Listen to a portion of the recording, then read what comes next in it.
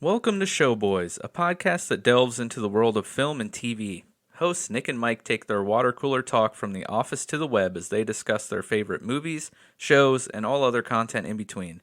In this week's episode, the boys are joined by a friend of the show, Jordan, and discuss the Christmas Chronicles, what criteria makes a Christmas classic, and get to the bottom of what decade has produced the greatest Christmas movies to date. So, what's a Christmas classic?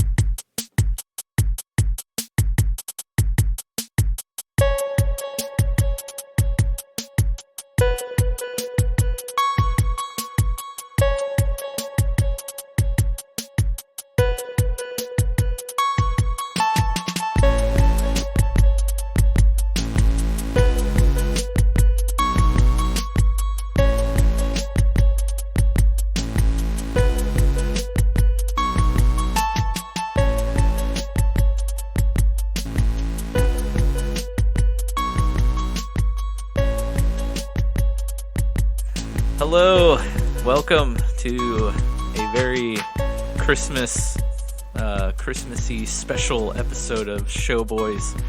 My name is Mike, I'm your host, and as always, I'm joined by my good friend Nick, and a returning guest, our good friend of show, Jordan. How's it going, Jordan? Good. Thanks for having me again. Yeah, no problem. How are you tonight, Nick? I'm doing pretty good. I'm wondering if that's Jordan's new, night name, guest of show. Jordan, guest of show, or whatever you just said. Friend of show?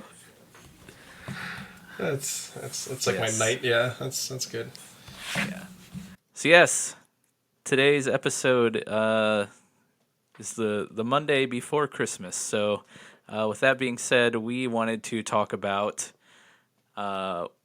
a great pair of Christmas movies that Jordan kind of turned us on to, called Christmas Chronicles, a couple of Netflix originals, and then kind of, see where the Christmas conversation goes. But first, we got to get to the bottom of one thing that Nick and I were both wondering, Jordan. We had you on last time in October for one of our Halloween episodes, and just from our friendship in the past, I know that you are very much a fan of Halloween and all things spooky and scary, but also you're as much of a fan of Christmas, and we were just wondering how. So before I jump into that, putting those two things side by side, you'd really think that I love The Nightmare Before Christmas, right? He hates it. It's not even like one of my favorite Christmas movies or Halloween movies, whichever side of the debate you fall on with that. But I would get that out of the way. I know it sounds crazy, but I like them both a lot because they can still be polar opposites, but still share a couple of points, I guess, and it's anything from the formation of early Christmas pagan traditions to the early Celtic traditions of Halloween. Those are creepy stories, but they both evolve from that into polar opposites, where obviously Halloween's like super scary and creepy, and Christmas is just joyful and happy and still festive, and if that makes sense. If you really put them side by side, they both give you a certain height of a feeling, right? Yes, I think that's fair to say. Yeah, so I'm excited to hear your point of view on all the different things we're going to talk about tonight. 'Cause I'm sure you'll give very interesting, perspective. But yeah, so the main thing, at least you hope. Want to fingers crossed. Otherwise, this might not be the best episode. But yeah, I guess let's just start off with the Christmas Chronicles. So yeah, you had recommended this to me. I don't know if so pretty much after Thanksgiving, like my kids have just been watching like every Christmas movie on Netflix and or Disney, and I don't know if like they Same. had, I don't know if they had watched the first Christmas Chronicles like prior to you suggesting it to me, or if like it happened at the same time, or if you suggested it to me and then like I just watched it with my kids. I think that actually is the scenario. But there's been so many in the last like couple weeks that it's been hard for me to keep them all straight.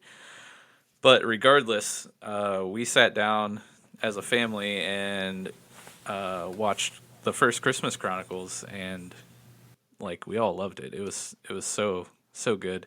I know Nick, you have seen both Chronicles, right?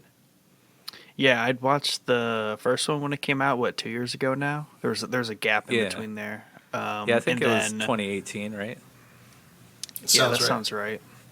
Yeah, so then obviously I think I had not noticed there was a second one that kind of creeped out this year, I believe, and we're gonna make an episode about it, so I jumped to it, and I was not disappointed.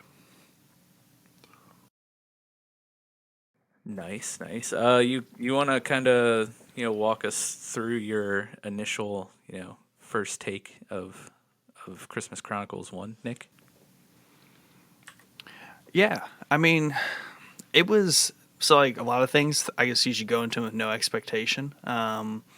Definitely, overall, I do like it, and like you and I have talked about, just obviously Kurt Russell as Santa Claus is just a giant good point, a good thing to have in our lives.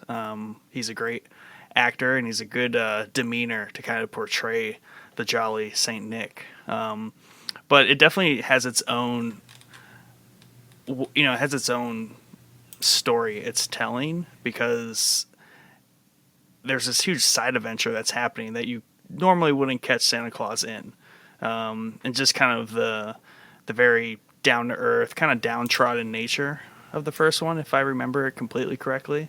I like the spin it had on just telling a Christmas story of sorts. Yeah. How did you feel about it, Jordan? Yeah, very, very similar, honestly.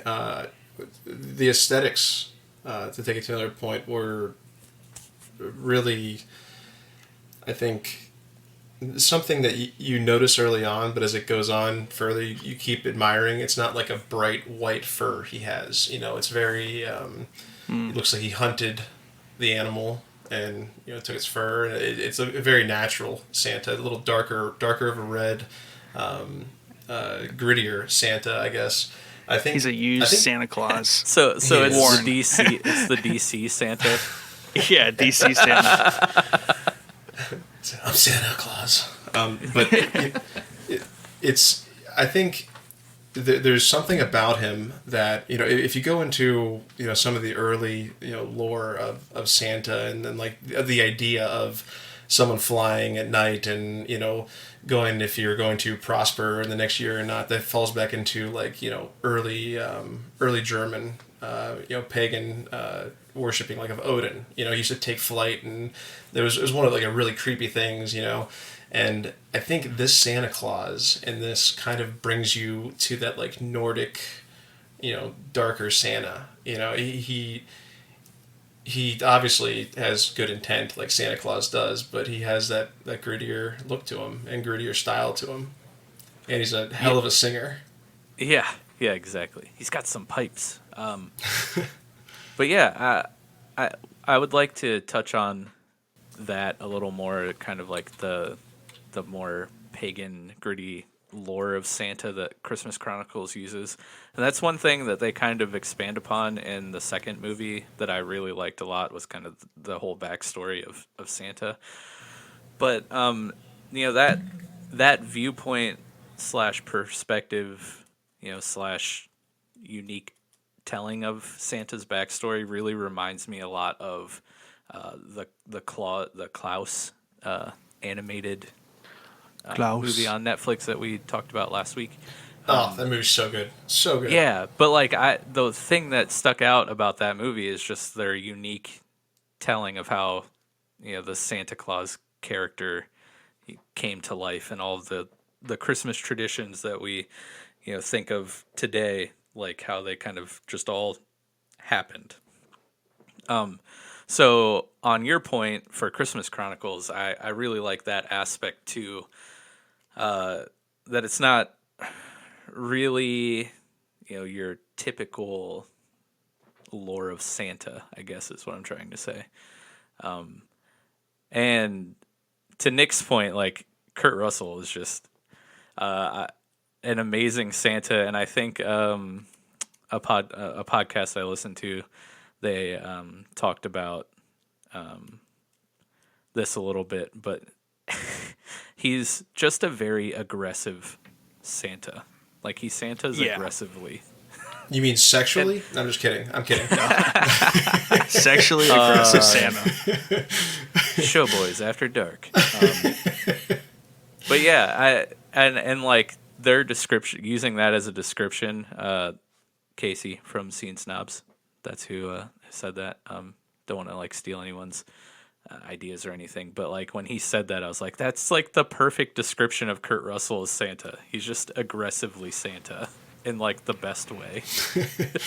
I mean, I think that I ruined shines the term through. aggressive now. The other thing I love about his version of Santa is like he doesn't try to hide it at all, which plays into the aggressive Santa-ing. But he's just like, he's Santa and he like likes to flaunt it, you know? Giggity. So no, to that point, it's kind of like, you know, let's just say like an alien's walking in front of you from outer space. You know, you think it's a guy in a costume, right? He's being so serious, and you're like, oh, this is hilarious. He obviously isn't real, because what self-respecting extraterrestrial from outer space would be doing this right now, right? It's like you said, he wears it and he just walks around and does it and lets people lets one's own doubt, you know, cast the reality of what's happening aside a little bit. Yeah. But they're still able to enjoy it. Right. The perfect example of that in the first movie is when he loses his hat, right? And that's the whole crux of the first movie, is him trying to be able to find his hat so they can, you know, finish delivering all the presents to save Christmas. But when they're in the diner or restaurant or whatever, and he's just like, they're trying to find a car, like somebody to lend them their car or whatever, and he's like walking around to every table. He's like, "Hey, Jerry, how'd you like that? Whatever." And then he like whips out their favorite toy out of his jacket, and like everyone just thinks he's like an absolute lunatic. Yeah, disbelief, right? Yeah, but I mean, I loved that scene just because, I don't know, a lot of Christmas movies, when there's a Santa character involved, they're you know, trying to be hush hush about it. You know, they don't want to be discovered or whatever. But this one's kind of like the opposite take, where he's just like, yeah, whatever, I'm Santa, like, deal with it. Yeah, and he you know, it's fun to. I think what is it? Guardians of the animated movie Guardians of, what was it called? Oh, I know what you're Jack talking about, Frost. but I can't think of the name, but I know exactly what you're talking about. Yeah. You know, that's like a type of Santa that you would sit down and, you know, have a beer with. You know, like this Kurt Russell is a live action version of that, and that could have happened before. And there's also a Mel Gibson movie coming out called Fat Man. It's actually out already, but you could do that too. But it's fun. I want to watch that so bad.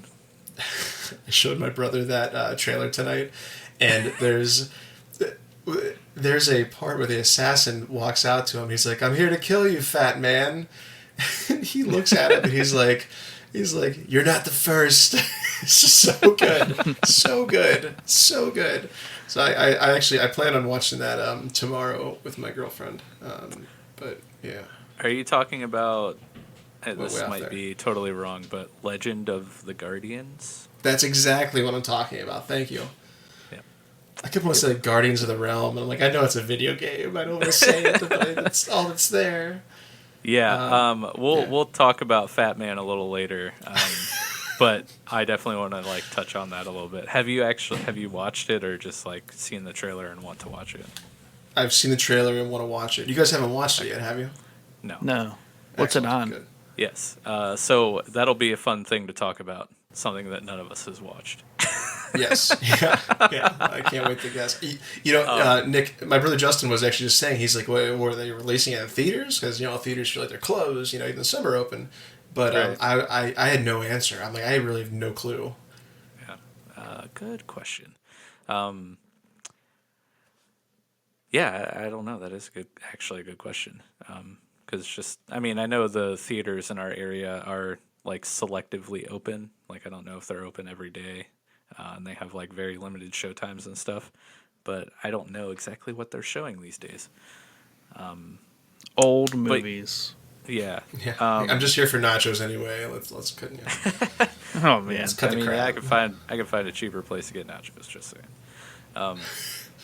You don't like overly expensive nachos at like ballparks and movie theaters? Oh, you know what, dude? Go to an Indians game. Yeah, that's what I'm saying. Buy a huge baseball helmet full of nachos. Yeah. And then wear it. Yeah, in one way or the other. Crunch.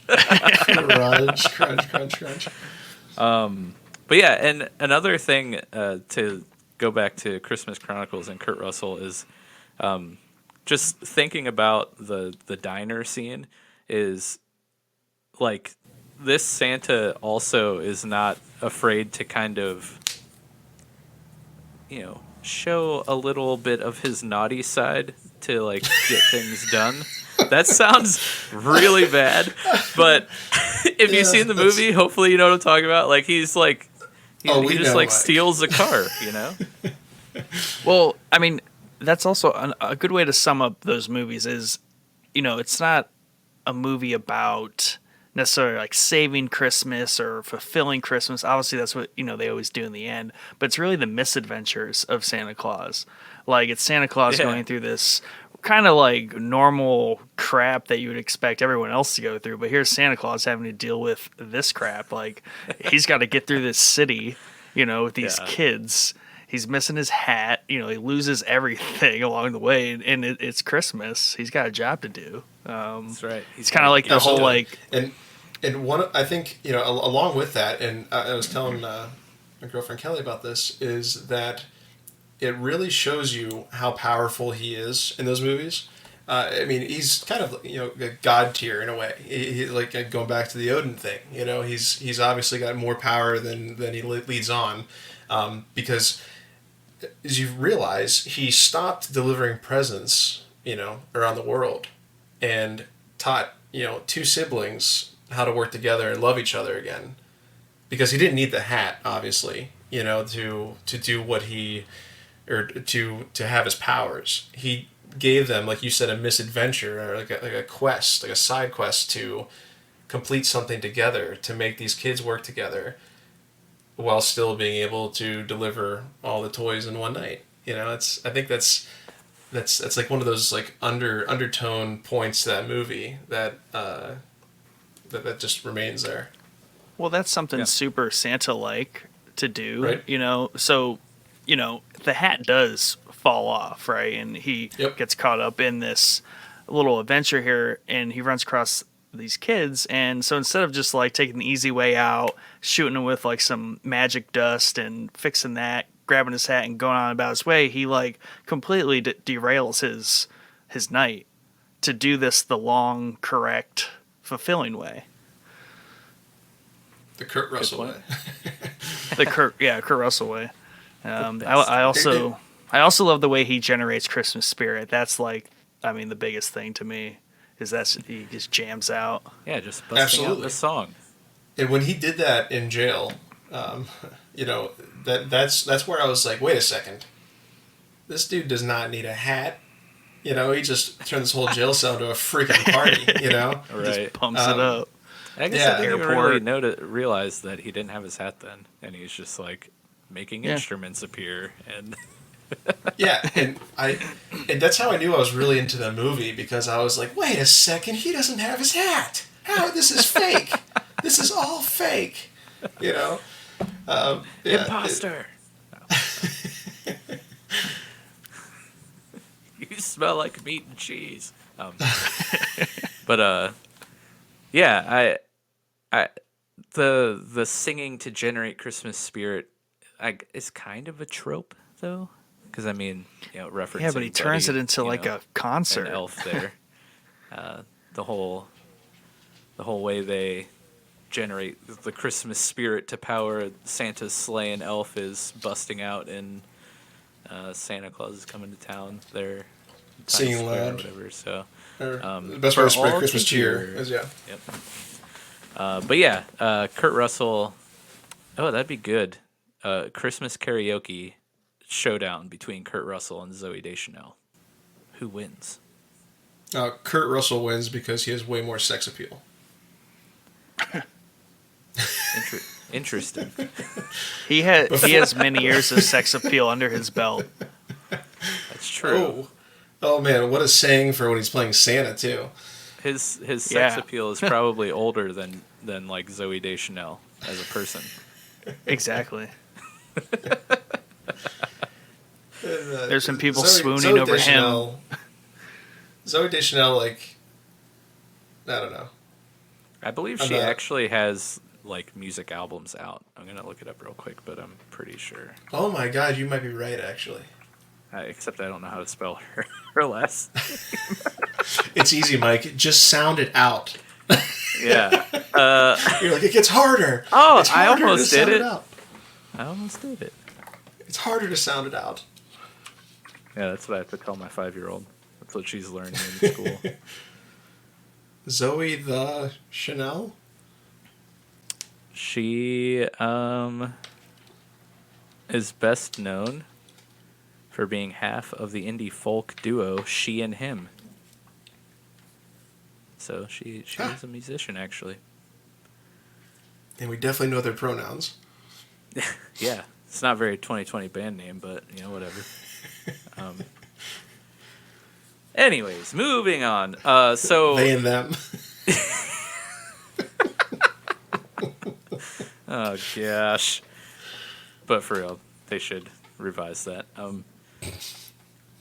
But yeah, I think when we get to Christmas Chronicles 2, like, it just kind of takes all of the things that we enjoyed most about Christmas Chronicles 1, like, just up a whole, a whole other level.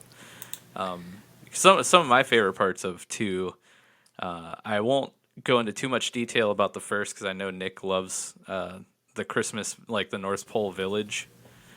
Yes. Like the village there is just amazing. So I'll let Nick and you guys go into detail about that. But I also love the elves. I mean, we see a little bit of the elves in the first one, but like, you get the whole deal there in the second one. And just, I believe his name was Belsnickel, right? The bad guy. Yeah. Probably my favorite character from Deadpool 2 is now like a bad elf. And I love it. But yeah, why don't you guys expand upon the Christmas village and why it's so amazing?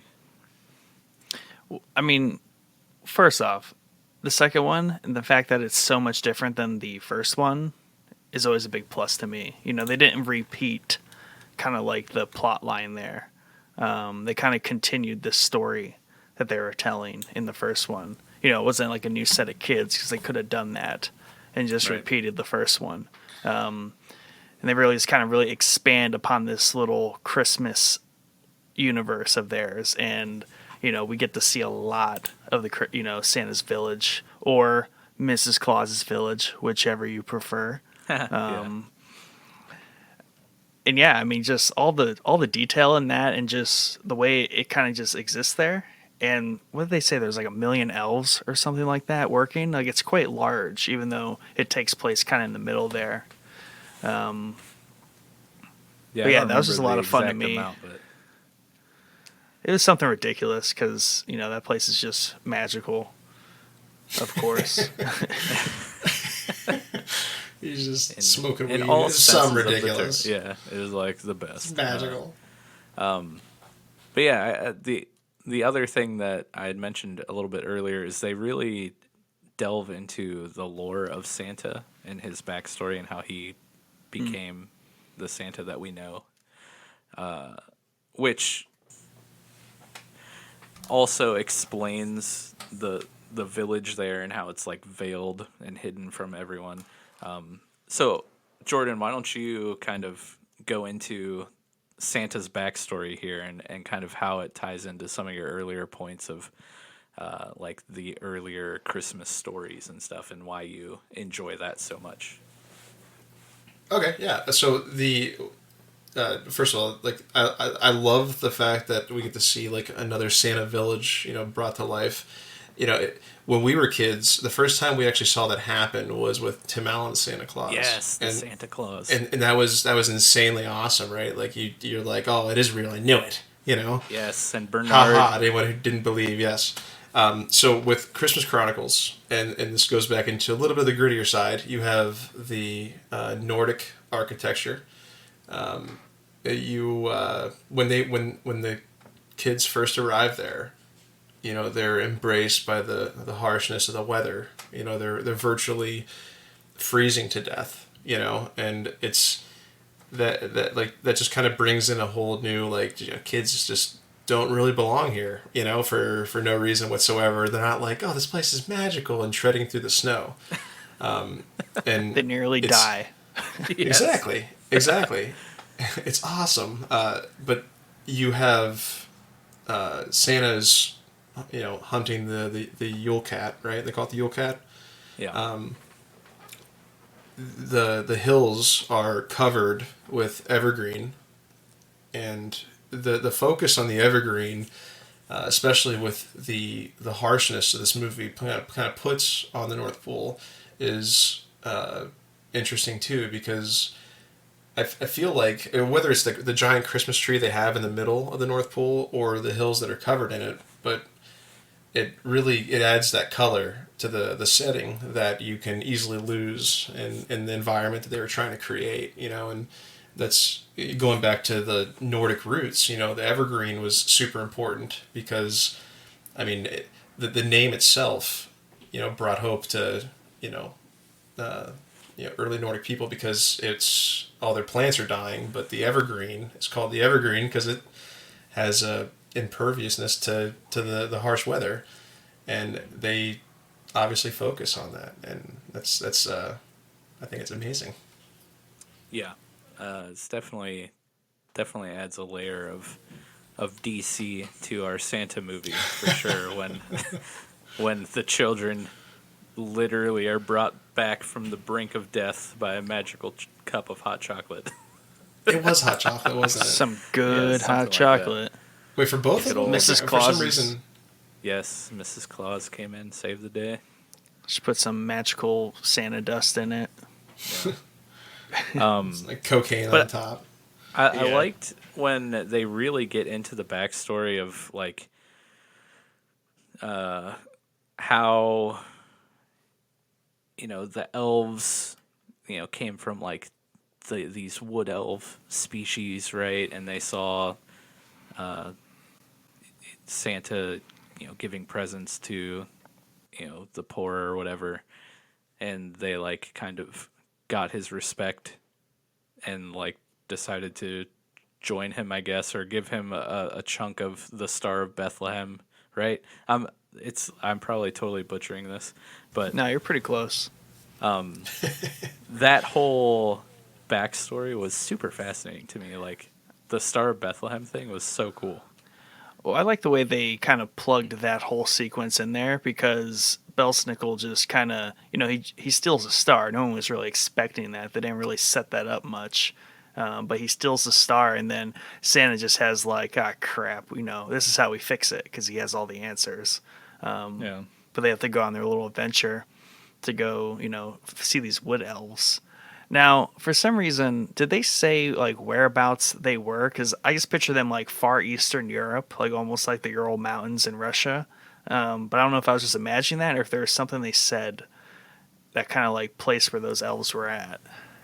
That's a good question. I don't remember them actually saying anything in particular, but I would venture to say that you're right, though. It has a little bit of a different setting. It's not like those elves are hanging out in the North Pole.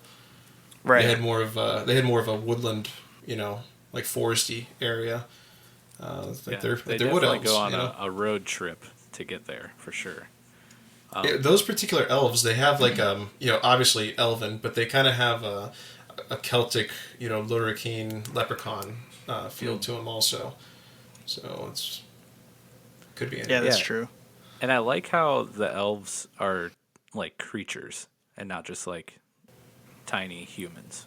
You know? Yeah, tiny shrunken 1800-year-old children. things. Yeah, just like child slave labor in the North Pole. Instead, where PETA might not be happy with this Santa, but That's funny. but yeah, And they had their own gibberish, right? Or they did speak English. yes and yes. I believe. It's one of those things where like you can't tell if like we're just hearing it in English, like they're like trying to translate it through magic to us, or I don't know what the hell I'm getting at, but there's times where they drift in and out of it, right? Yeah. Right. So I don't. But I don't they know. definitely have their own language for sure. Definitely. Yeah. But they're super fun, and that's a good point that they are actual creatures and not some sort of weird bastardization of human children or something like that. Named Judy. Yeah. Dude, just the description of elves being like tiny humans or like small Perpetual slave children children. is such Yeah. like it sounds so like creepy. But they're and adults. They're disturbing. like, yeah, they're like miniaturized children, but with adult characteristics. It's weird. Yeah, I guess it depends on which one you heal back to. right. The scene when Belsnickel like they shoot the bad dust or whatever in the cannons in the center, and then like literally we have like Saving Private Ryan in the North Pole, like Santa Yes. Claus Yeah. village. I was waiting for The one little elf boy. to. Yeah. He's just walking around carrying like an arm or something. Exactly. He walks over and picks up his own arm and keeps walking. Yeah. Dude, that scene though, I was laughing so hard because the little boy is just like just running through mowing down elves with like his little Nerf gun and like Yeah. so good. I It love was like a that scene crossbow, so much. wasn't it? It was like a crossbow Yeah. Nerf gun. Yeah, something like that. Oh, so Oh, good. The bad It was funny. dust. People our age, are like watching him like fire that, and you're like, no, there's no way that thing's going as accurate as it is. Right, exactly. Again, we're like, this movie is fake. Yeah, but That the amount of does it. times I've tried to shoot my small children with Nerf weaponry, I can verify not accurate. Yeah, it's children Well- safe because it detects the children in front of it and flies around the children. Well, maybe that's why it worked so good in there because they weren't children elves. Right. That's true. Dead shots. It works in the North Pole where all the magic is. Once it comes out here Yes. in the normal world, physics happens and like all that. Yeah.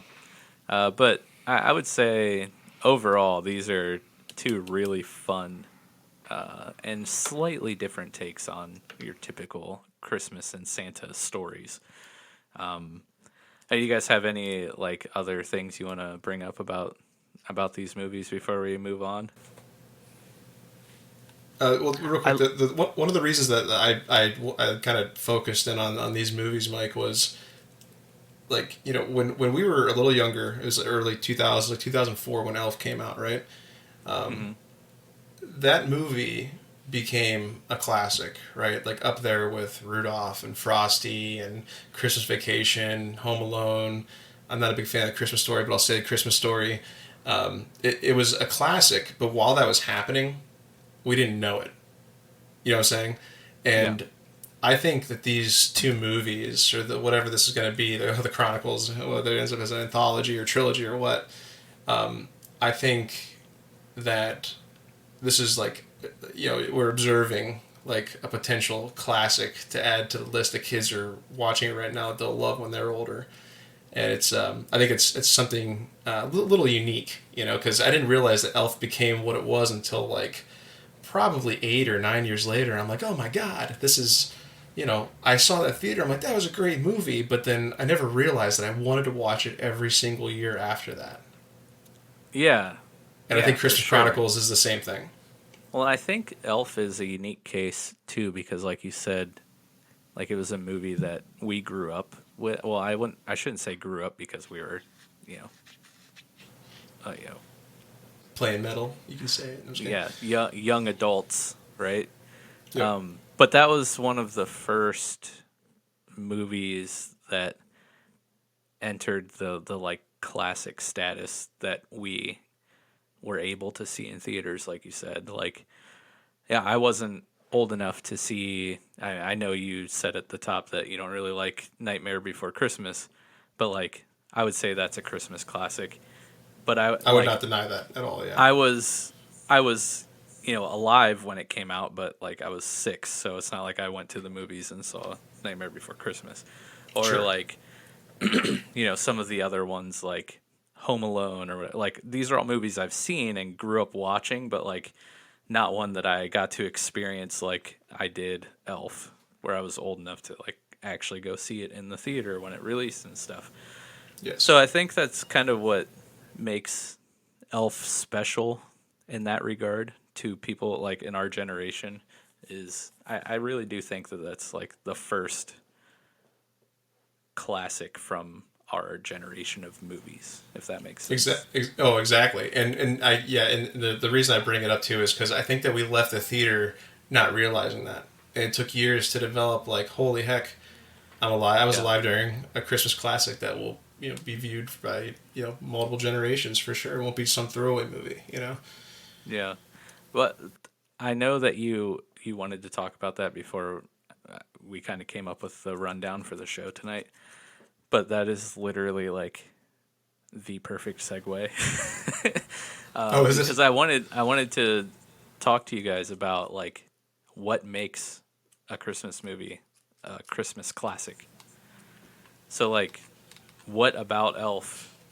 Like, well, first off, I guess we should figure out like define what makes a movie a Christmas classic, and then we can kind of talk about like what Elf had, of that criteria that turned it into a classic. So I guess, Nick, do you have any idea of what would define a Christmas classic? To me, a Christmas classic has to, one, being a movie, has to have an original take on the Christmas story. That's always important to me. So a lot of the Christmas classics have that factor about them. You don't often see, a straight verbatim remake, rom-com even style Christmas movie become a classic. Those get tossed out pretty quickly. Another thing that I think is important, that it hits some sort of underlying Christmas spirit trope message. And usually my favorites are the Grinch types where, they get a little darker. There's explanation in why people might hate Christmas or dislike it. You even get that in the Christmas Chronicles. And that's a really big trope. Like, there's always somebody or some group of people that dislike Christmas and they are not in the spirit, and they figure out why that is, and they bring them into the spirit in a very natural way. They don't just shoot them with some spirit dust and all of a sudden they're in it. They have to like find it somehow themselves. Redemption stories. That's cool. Yeah, and then I think another thing that is important is, like you guys mentioned with the Santa Claus and Christmas Chronicles here, and even Elf. They build out that larger Santa Christmas ethos where you see the village at some point, you see the elves, and you kind of see everything kind of working together there to kind of paint that picture, that version of Christmas beyond the chimney. We all know what Christmas is in our living rooms with the Christmas tree and all that stuff, but what happens when the fat man, it's not coming down the chimney to deliver the presents. Dude, you just had the most epic Christmas album name ever in your little Ooh, what was explanation it? there. Beyond the Chimney. Yeah, Beyond the Chimney. That's Kurt Russell's debut Dude, yeah. Christmas album as Santa Claus. Santa's Well, Christmas I mean, Beyond the there- Chimney. There's him, on his good behavior, kind of, when he comes down the chimney. But as soon as he gets out of that chimney, you know how Kurt Russell's acting. He's kicking back. He's cracking jokes, stealing cars. Yeah, the usual. The usual.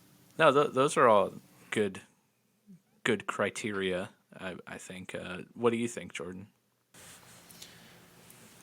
So, I sometimes, you probably noticed, I sometimes have fun trolling people that, love Die Hard and watch it as like a Christmas tradition. I'll throw on Facebook, like, Die Hard's not a Christmas movie, I'm sorry.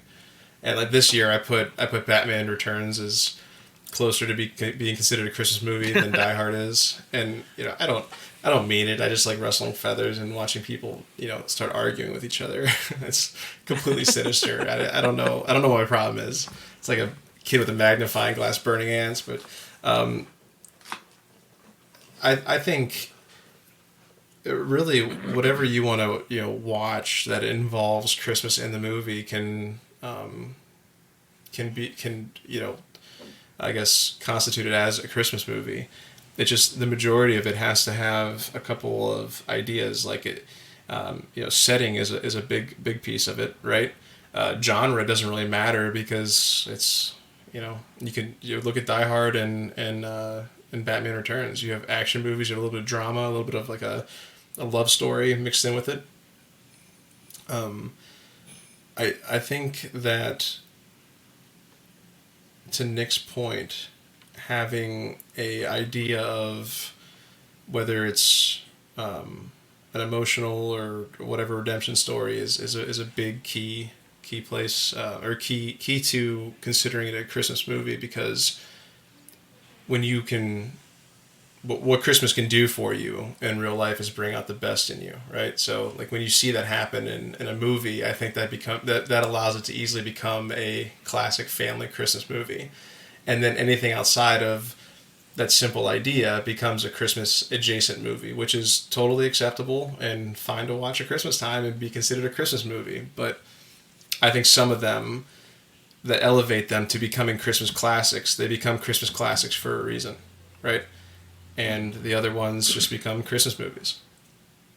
Yeah, those are great points, and I think I had a hard time coming up with any criteria, because the things that kind of turn it into a classic is this applies to any classic, like not just Christmas, but like classic music, like classic rock, whatever you want to apply classic to. There's like a nostalgia factor and there's like a tradition factor, right? But that only comes in time. Like when we first saw Elf, we're not like, oh, I feel so nostalgic, But now, 15, 16 years later, every time we watch it, we're like, oh, that takes me back, and of course, like repetition, right, to kind of ingrain it in society or your brain or, your routine or whatever. But of course, those things don't happen right away. But I think the thing that truly turns your typical Christmas movie into a classic is having that theme or undertone of what Christmas really means. So, having your characters go through a growth arc where they realize that there's something more, something bigger than themselves, right?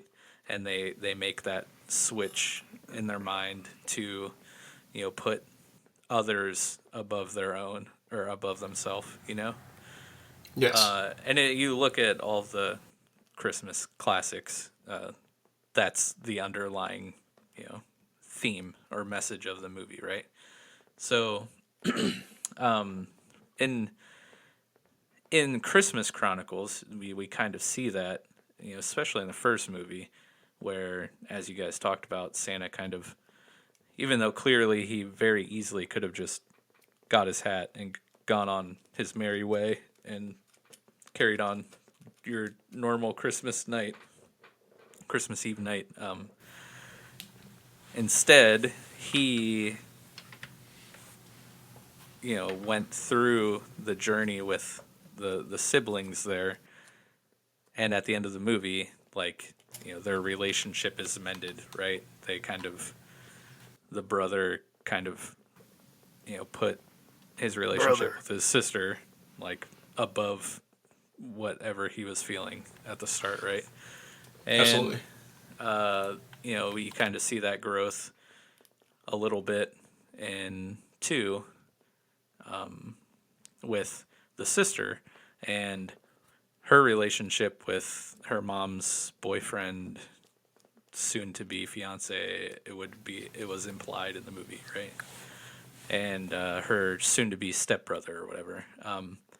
So with all that being said, you throw that on top of,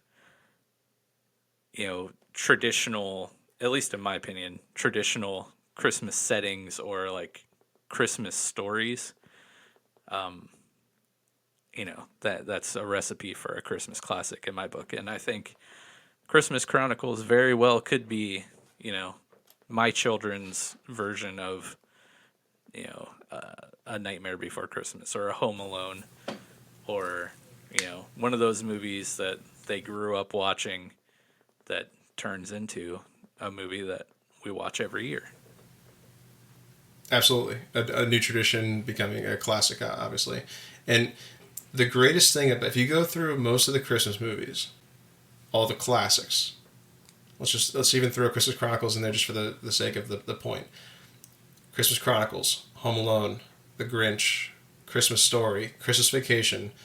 You can help me out with any of these. Nightmare Before Christmas, obviously. It's just because I don't like movies. Like, personally, I still don't deny them. They're right on the throne. But none of those movies will imitate each other, right? Right.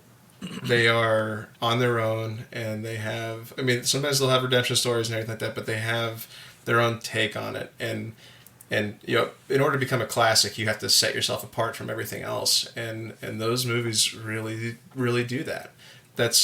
As much as I can sit down and enjoy some of them, I hate admitting this even to whoever's listening to this, but there are some good Hallmark Christmas movies. Okay. Yeah. I know. Guilty as charged. Okay. There's some good ones. There's majority are bad. Okay.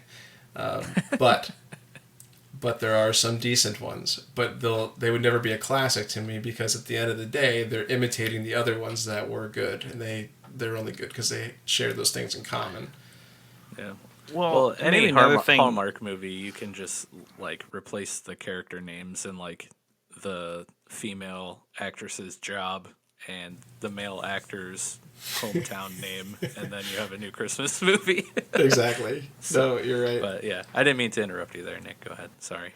No, well, I was just gonna say, and you kind of lead into it a little bit there with your comment. A little bit of what a lot of Christmas classics, there are obviously exceptions, but usually there's some sort of, current popular or successful actor that kind of headlines it, and really kind of puts their spin on it. Obviously, you have Kurt Russell in the Christmas Chronicles here. He's a huge actor. He's very well established. And the Grinch, you have Jim Carrey, Tim Allen, right? You just kind of go through them. So to me, a lot of these classics, there's some sort of like headliner name in it, whereas a Hallmark Channel isn't going to have True. a brand name actor in there. Not that that's unless, required. Unless you were on Full happens. House. Yeah. But I think also to Jordan's point, like each one of those movies was very unique in its time, right? Right. Like when the Santa Claus came out. Oh, exactly. go ahead, Yes. No. Say what I wanted to add in really quick to my list. Santa Claus, obviously a huge classic, and also another example of a movie does not imitate anything else.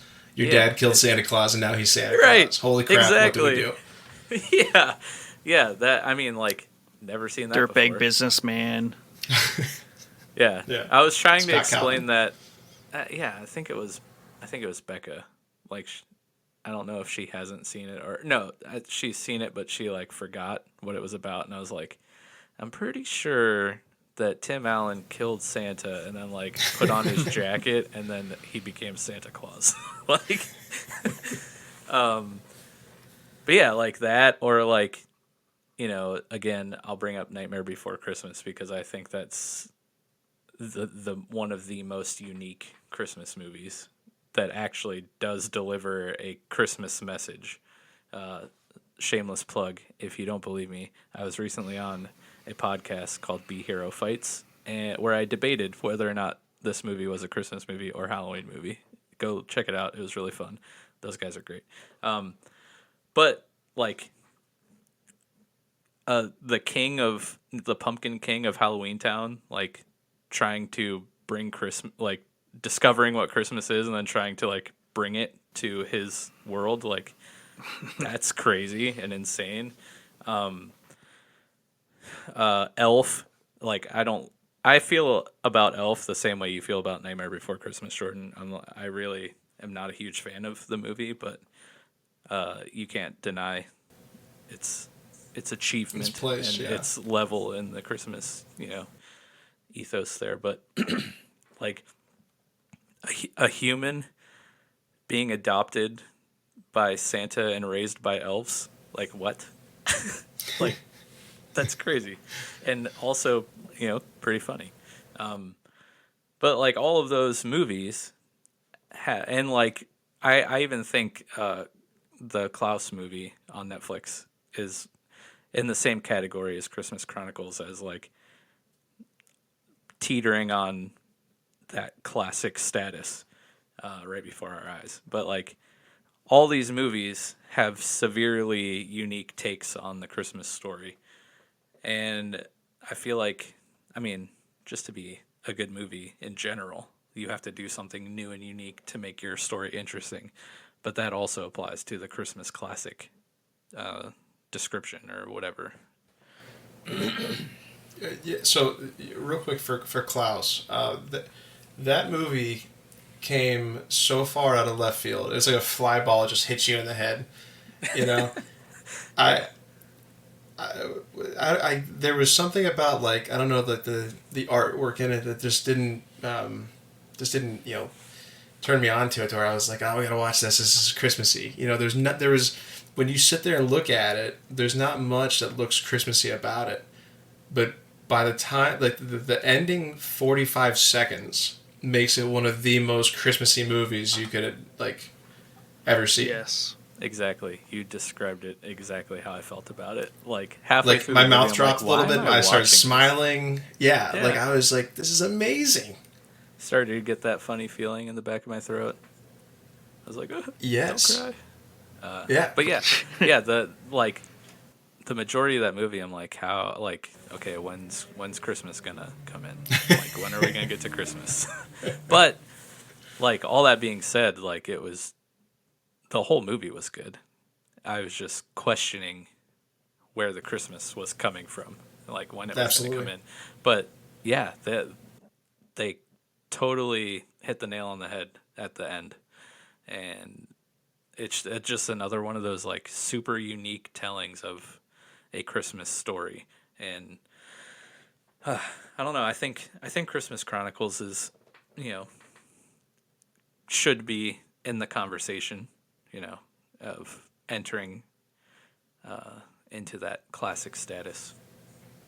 It's a bold move because by calling it Chronicles, there's going to be multiple stories probably, right? And Yeah. a chronicle isn't just like the recording she did in the first movie. I thought that was going to be like the chronicle, but it wasn't obviously because it had nothing to do with the second one.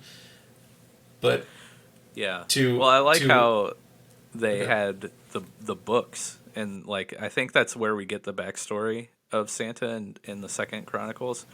That's right. Mrs. Bell's Claus Pickle. reads them the story like for bedtime or whatever. I don't know. but I think those books were actually called the Christmas Chronicles. So How amazing was it that Goldie Hawn played that part too? I know, right? I mean, a little bit of plastic in the face, Maybe a little. but it's funny. We were talking about that earlier. I was with my mom and my brother. We were just chatting about it. My mom was like, "Wow, I can't believe everything she did to her face. You know, she's still pretty, but I just can't believe it. It looks altered that much." And Yeah. Justin says, he's like, "Well, just imagine what she could look like if she didn't." And I was like, "Oh my God, that makes so much sense." You know, like we look at it like it's like, "Oh man, it's a lot of work done," but like, Yeah. We don't want Tales from the Crypt being what Mrs. what Claus made there. what could be, right? Nightmare Before Christmas. No, she's Yeah, obviously live action a pretty girl, version. but Goldie Hawn's obviously pretty, but I just Yeah. you think you take that into other things, but Right. Just cracking jokes, people. Don't get so offended. But yeah, I think that those were some good, discussions there of the terms of which a movie needs to meet to become a classic. and, real quick, let me add one thing to the Nightmare Before Christmas real quick. Sure. That is a unique movie that does something that the Christmas, like all the stories the Christmas Carol do, because it takes a Christmas story and makes it a little creepy and edgy, right? Mm-hmm. And if you look at some of like the early, like Christmas stories, the whole idea of like a Yule log is to huddle around it and stay warm in the depths of winter, because outside there is just death and cold, right? And that's kind of, I think putting Halloween and Christmas, like I said in the opening, it really takes you back to that, because in the old days when they would sit there and huddle around a log trying to stay warm, the outside snowstorm wind would howl under the door, almost like it was a monster out there howling at them trying to break in and kill them.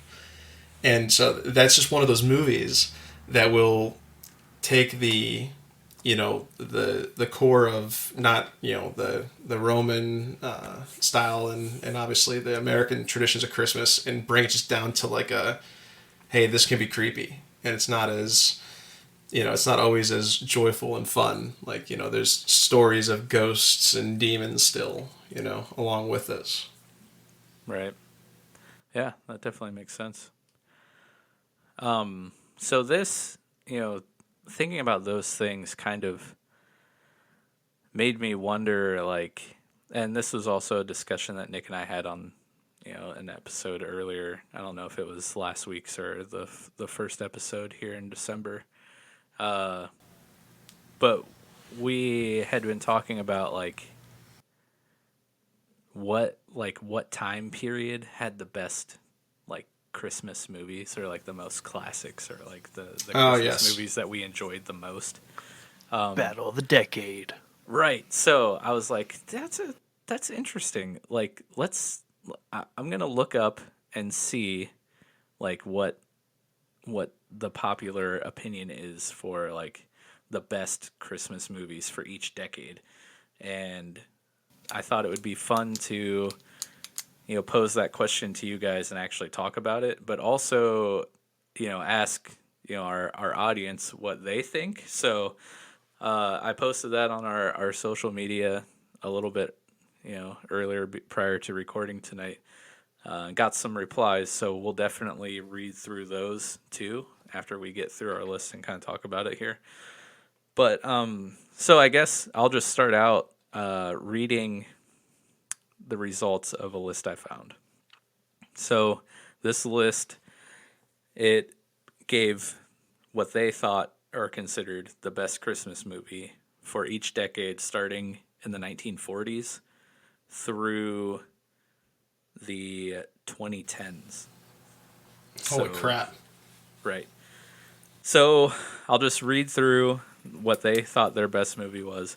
We can kind of talk about them if you feel so led to. And then I went through, because the question I asked on our social media is, what decade you think had the most epic or best Christmas movies the 1980s, 1990s, 2000s, or 2010s. So I went through and kind of made a list. I scoured many, many, many lists on the internet just to make sure I didn't leave out any movies that I haven't particularly watched myself, and kind of compiled a list for the 80s, 90s, 2000s, and 2010s. And we can kind of go through those. But so the first list I found for the 1940s, they had the best Christmas movie as It's a Wonderful Life. In the 50s was White Christmas. The 60s was Babes in Toyland. The 70s was Black Christmas, which is actually a slasher movie. And Yeah, it was you remade that. actually recently remade. And then the 80s, they had A Christmas Story. The 90s, they had Home Alone. The 2000s, they had Love Actually. And in the 2010s, this is actually kind of a shocker for me, but is a movie that I've wanted to watch for several months now. Shazam? I'm just kidding. No, but that was on a list, believe it or not. This movie is called Anna and the Apocalypse, and I don't know if you know anything about this movie, but I definitely did not think it was considered a Christmas movie. Well, we can talk about that later when we get to the 2010s. But that was their kind of list for those decades. I guess I would say, have you seen any of them? And kind of, do you agree with their list? I'll start off and say, you can stone me now, but have never seen It's a Wonderful Life. Well, I'll preface this also by saying I'm not the biggest fan of Christmas movies or Christmas music. So What are you doing here? Not the best person to be hosting this episode particularly, or the last two episodes we had. You hear that, Nick? Get him. Right, yeah. Well, good thing we do this remotely, because I don't have to be punched by you guys. So I've never seen It's a Wonderful Life. Never seen White Christmas. I have actually seen Babes in Toyland. I started to watch the one from the 60s and could not do it, but I actually grew up watching the remake from the 80s with Keanu Reeves and Drew Barrymore. And that one actually rules. I loved it so much. We brought it up in our Christmas movies of childhood past episode. Black Christmas, haven't seen it. Did hear about the remake. Christmas Story, haven't seen it. Home Alone, of course I've seen it. Great movie. Love Actually, haven't seen it. Anna and the Apocalypse, I just said I haven't seen it, but I think I'm actually going to be watching it tomorrow because I've wanted to watch it for so long. But yeah, what do you guys think about that list? Have you seen these movies? What are your thoughts? I guess we'll start with you, Nick. I would say, now, admittedly, I'm probably also not the best person to be hosting this episode either. So I have my picks for the Christmas movies I care to watch, and then there's everything else. But like we've been saying, I won't deny most of those movies their place. I think all the classics are deservedly in the place where they're at. I always like to say that, I know tons of people who love Elf. I also know a ton of people who hate Elf. Right. So it can't be unanimous that everyone loves a movie for it to be a classic. There's something in Elf that people fundamentally love.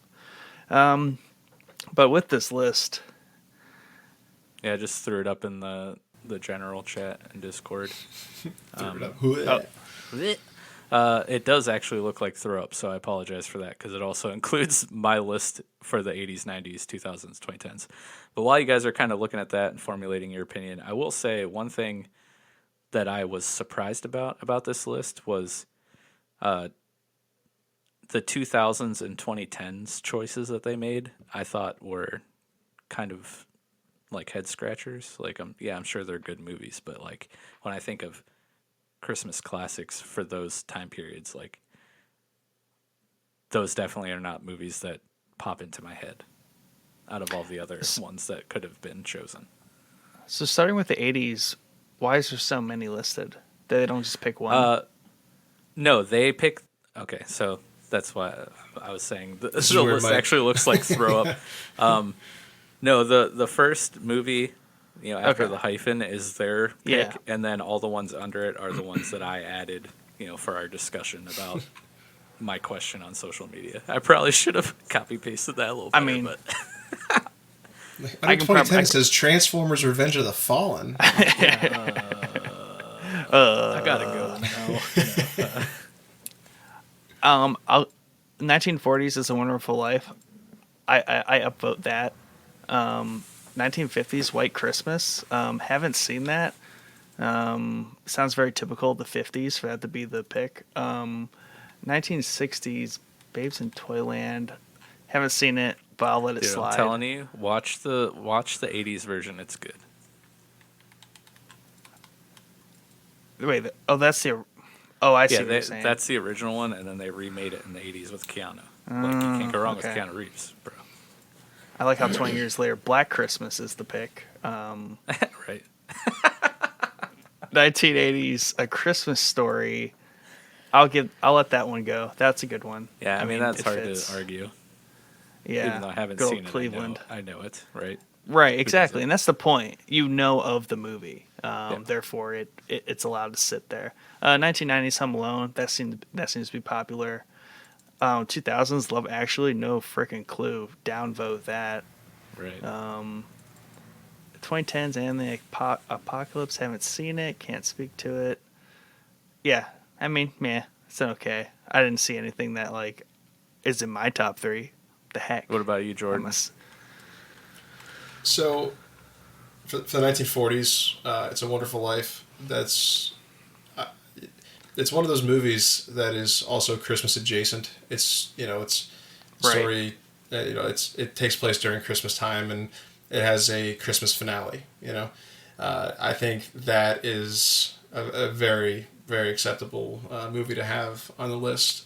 White Christmas, in particular for the 1950s, it's interesting because if I remember correctly, it came out in it was 1953, 1954, or something like that. But it came out in October, so talk about kind of a uphill battle of Nice. marketing, right?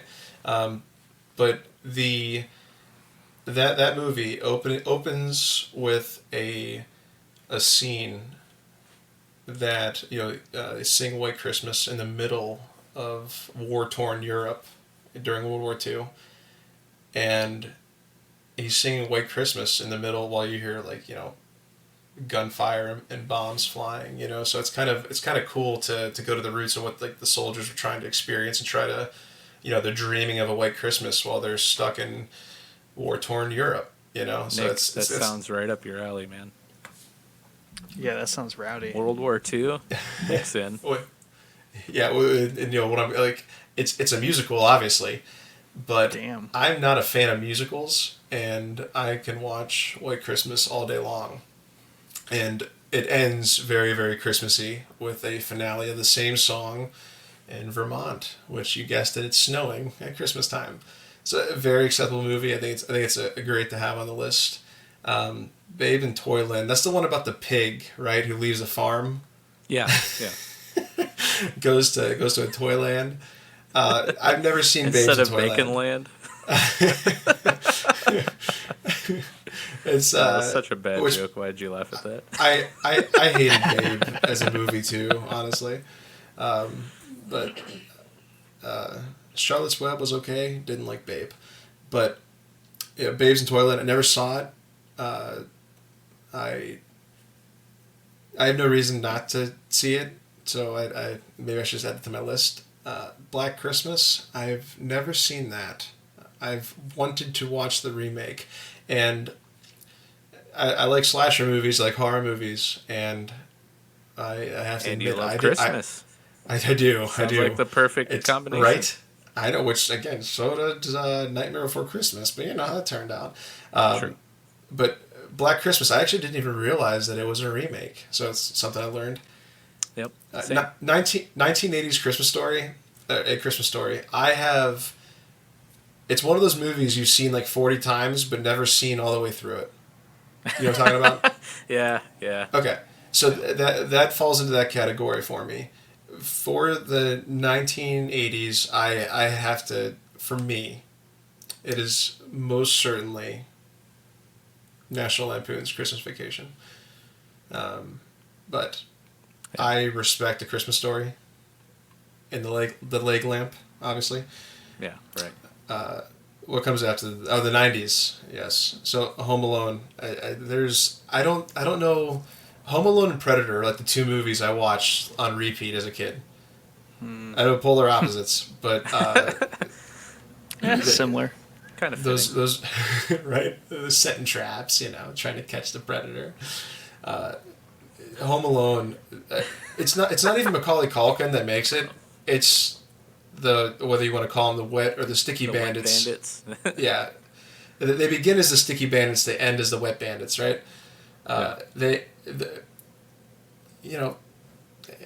make the movie, and they bring that the Looney Tunes physical humor of pain to life. Yes. And the nail in the foot scream is amazing in the basement. It's a high pitched scream falling backwards. But moving on to the 2000s, Love Actually. I can't get behind that movie. It has Rick Grimes from The Walking Dead in it, which is really cool to see him in that. Carl. Yeah. Polar Express, I think, is a very underrated movie. Yeah, and, I was really shocked at their choice for the 2000s of all the Christmas movies. Like, Love Actually, really? I can't knock it because, there's some movies that I like and I don't know why. But I think, Polar Express is just incredibly underrated. It's one of those movies that has, or it might be a little Tom Hanks heavy. I'm not saying anything bad about Tom Hanks. He's just everywhere in that movie. I wouldn't be surprised if he voiced the freaking train noises in that movie. He voices everything in that movie. I mean, maybe one thing that works against that movie, if at all, is that it was almost made to be a Christmas classic from the get-go. Yeah, that's true. Because obviously straight out of the book. So I just feel like that one comes with all this baggage that, the day it came out, like, oh, this is a Christmas classic. You know what I mean? It didn't naturally become that. Like something like Elf, like you guys said, 10 years later, you're like, holy shit, like, that's a Christmas classic. Yeah. Yep.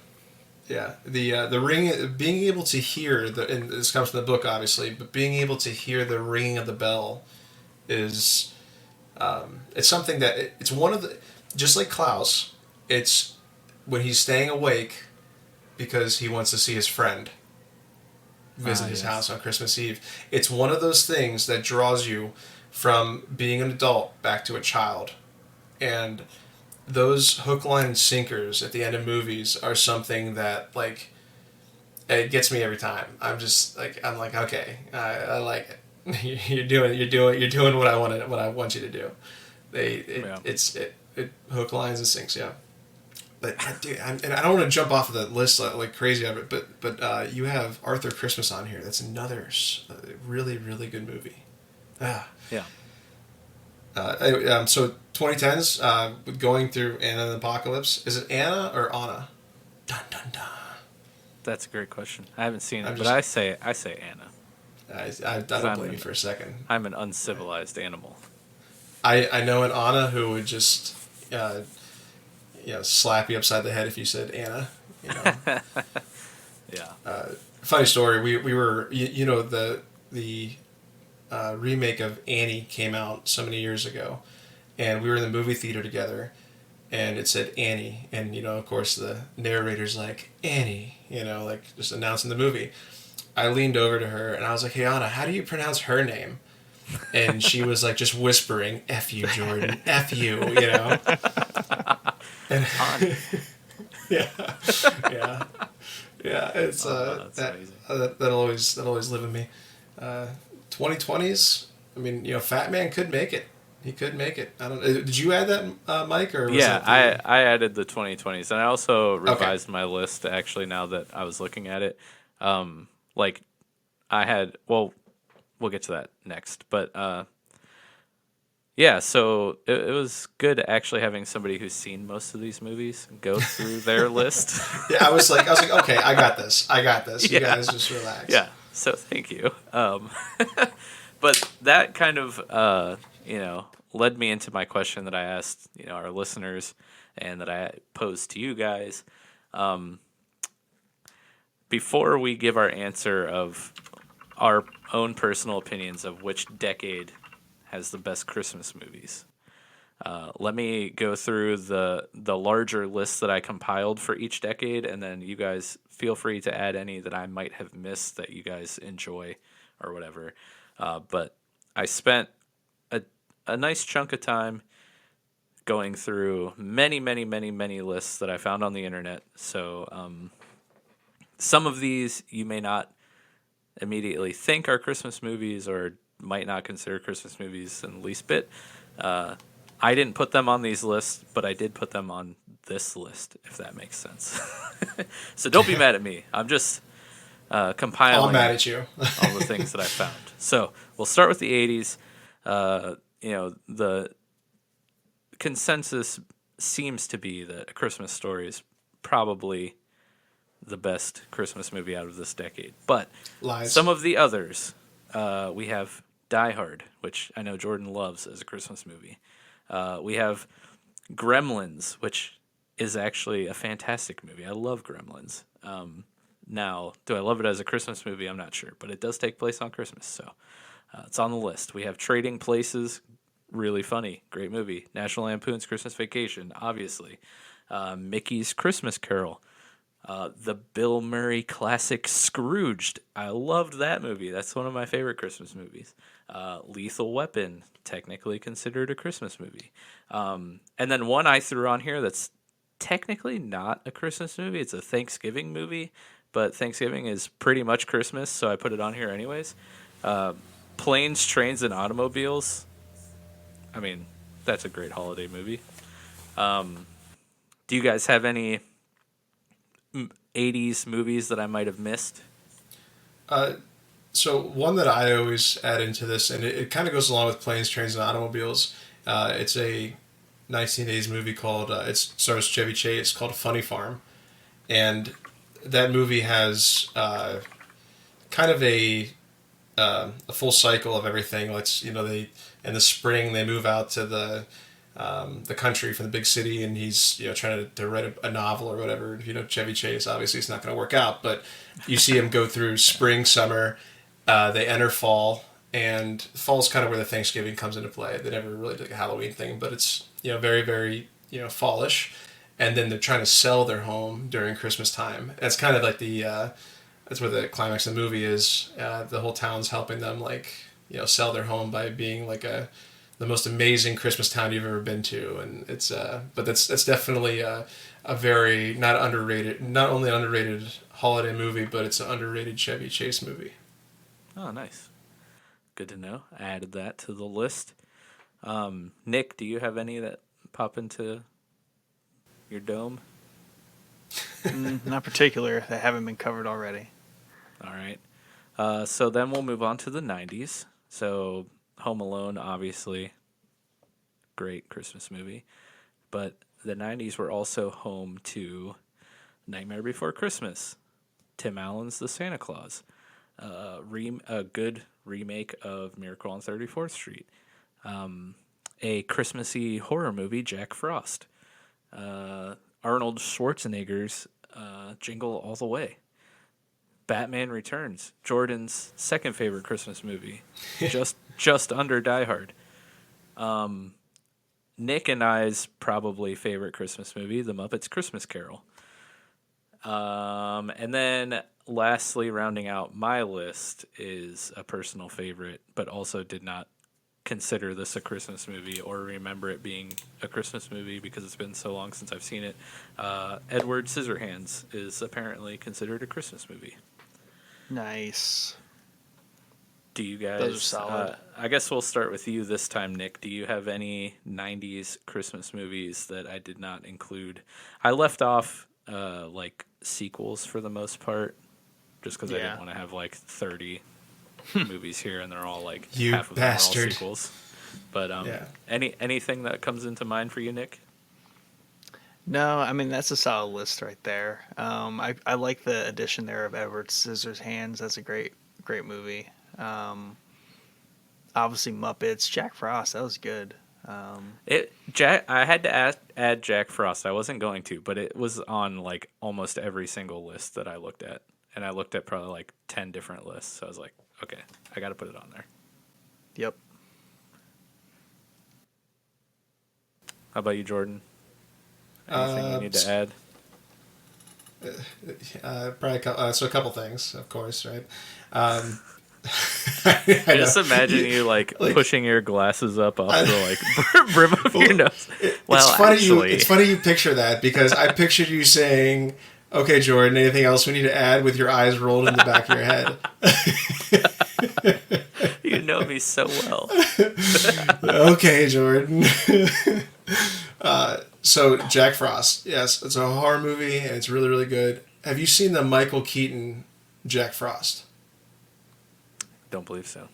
So he's a musician. He's a family man. He's a traveling musician. He gets killed while traveling, and he is resurrected into a snowman that his son built in his front yard. Oh, no. I have seen this. This is okay. Yes, I do recall seeing this. Okay, it's it's actually a really good movie, and I think it's definitely worthy of being on the list. That's actually what I thought, that your Jack Frost was on the list. But there's also you've seen the Look Who's Talking trilogy, right? No. With the talking babies, John Travolta. Oh yeah. Probably. So yes, probably. But I don't recall them very well. No, it's probably a reason, honestly. So the third one, my girlfriend's recently made me watch it. There is. Well, so the third one is Look Who's Talking Now, and it involves animals. So it's the pets, but it takes place during Christmas, and it's very, very Christmas centered. So it's definitely one to add to the list that I can bet a shiny nickel that you won't watch. But I just want to comment on the Muppet Christmas Carol. Probably my favorite Christmas movie of all time. Yeah, nice. I think we're all in agreement there. Yeah, and the Christmas Carol story is just one of the coolest stories of all time. And the two best iterations of it are Mickey's Christmas Carol, short and sweet, right? And then the Muppet Christmas Carol, like I just said. And Muppet Christmas Carol, not only is it just like, it's the Muppets portraying this amazing story, but it has one of the best original soundtracks for Christmas music in probably Christmas history in America. The songs are amazing. Never really thought about that aspect of it, which is odd because usually music is a pretty important thing, but also, Michael Caine Scrooge, amazing. Right, exactly. And how can you argue against Alfred in Christmas Carol? But one cool thing about that movie is I used to always watch it as a kid around Christmas time. But my parents have kind of carried on that tradition with our kids. So nice. Just last night, every year around Christmas time, my parents have our kids come over and they eat pizza, decorate Christmas cookies, and then they watch Muppets Christmas Carol. And it's really cool for me to see that kind of tradition of watching Muppets Christmas Carol being carried on with my parents and their grandchildren. It's kind of warms my heart. Yeah, it's Christmas for you, right? That's what it's supposed to do. That's why the movies are great. Exactly. And it's great because like my kids are young enough that since they only see that movie once a year, they kind of forget that they've seen Yeah. it. So like they're like, oh, Yeah. cool, get to watch this Christmas movie. But yeah, okay. So I added Look Who's Talking Now. And then we can move on to the 2000s here. So this is why I'm so confused with Love Actually. The 2000s had Polar Express, Elf, Jim Carrey's rendition of The Grinch in How the Grinch Stole Christmas, A Christmas Carol, also with Jim Carrey, Christmas with the Cranks, Bad Santa, and then obviously everybody's favorite Christmas movie, Friday After Next. I've never seen Yeah, it. no lie. Yeah, the Friday movies are great, and I had to add that one for you, Nick. Thank you. That's Yes. much appreciated. But yeah, I agree. I don't know. I haven't seen Love Actually, but I don't know how it contends with those. And probably, of the 2000s, How the Grinch Stole Christmas is my favorite. Do you have any others that I may have overlooked from that period of time? Nope, that hits all the notes that are in my brain. What about you, Jordan? I'm scared to answer this question. No, I'm just kidding. No, it looks like it's a good list. I think Christmas with the Cranks is an incredibly underrated Christmas movie. I don't know if you've seen that. I have not. You guys need to watch Christmas with the Cranks. It's a Tim Allen movie, and it's the whole premise is Jamie Lee Curtis is his wife in it, and the whole premise of I've it seen is this. Yeah. yes, their daughter is going to the Peace Corps, and so Mr. Crank and Mrs. Crank decide they're going to skip Christmas in a neighborhood that, Yeah. out of tradition, almost cultish, will celebrate Christmas together. And so when they hear that Mr. Crank and Mrs. Crank are going to hightail it for Christmas and skip it, they're pissed off. And it's a very, very good movie. So if anyone's not seen that, definitely watch it. That's on my to watch list every year, actually. Nice. I actually saw that last year. So yeah, that's a good Yeah. one. Yeah, it's very, very good. And Jim Carrey's How a Grinch Stole Christmas, that's one of those movies you could hear in the other room, and you're like if we're having a conversation right now and I hear someone watching in the other room, I could start laughing at it just based on what I hear. Yeah. You know, and that's kind of in large part due to Jim Carrey's skill, But I remember we had that on the background while it was on Thanksgiving, and I was like eating like mashed potatoes or something, and there was the scene where Cindy Lou Who first saw him, and she screams, and then he screams, then she screams, and he screams again, like trading screams, and I just like spit mashed potatoes out on my plate, because it's something so simple like that, and that movie has a lot of great improv again from Jim Carrey, but that movie just completely annihilates the original Grinch cartoon movie. And it's an unfair comparison, but it just, if you're gonna watch the Grinch, you watch the Jim Carrey one. Yeah, I mean, I think my that- kids love that movie so much. Yeah, and I mean, with that one, that's probably the only Christmas movie that I see every year, which might kind of bump it into my favorite. I mean, I do love the Muppets, but I don't watch that one every year. It's more so a classic to me, but definitely this, How the Grinch Stole Christmas would be a favorite. And I would also categorize it in the same bucket or issue that Elf has, in that people either hate it or they love it. Yeah. Yeah, And that's Jim Carrey's fault, just like it's, right. Will Ferrell's fault. yeah, Will Ferrell's fault. Yeah, for sure. Yeah, my kids love that movie, and it was always funny because they always called it the Granch. It's like, we want to watch the Granch. Yeah, sound I like think- they're That 90. movie was revolutionary in its own, though, from bringing, just taking the cartoon, bringing it to life, right. And And it that- had a very unique, like, visual presentation. Like, it just looked Absolutely. cool. Is that the first? That's the first live action Dr. Seuss movie too, right? Could Or am be. I I'm wrong? not up to par on my Dr. I Seuss know. film I know the adaptations. Cat in the Hat. The Cat in the Hat came out later with I think Austin that was the Powers, Mike Myers. first. Yeah, that was. I'm pretty sure it was the first, and then we had all the. There's a little bit of a trend there where they Yeah, started remaking making trying to do Dr. it Seuss's into live action. Man, I forgot they made the other ones. Like Cat in the exactly. Hat. Wow. Yeah, and I think and Elf is probably the most like.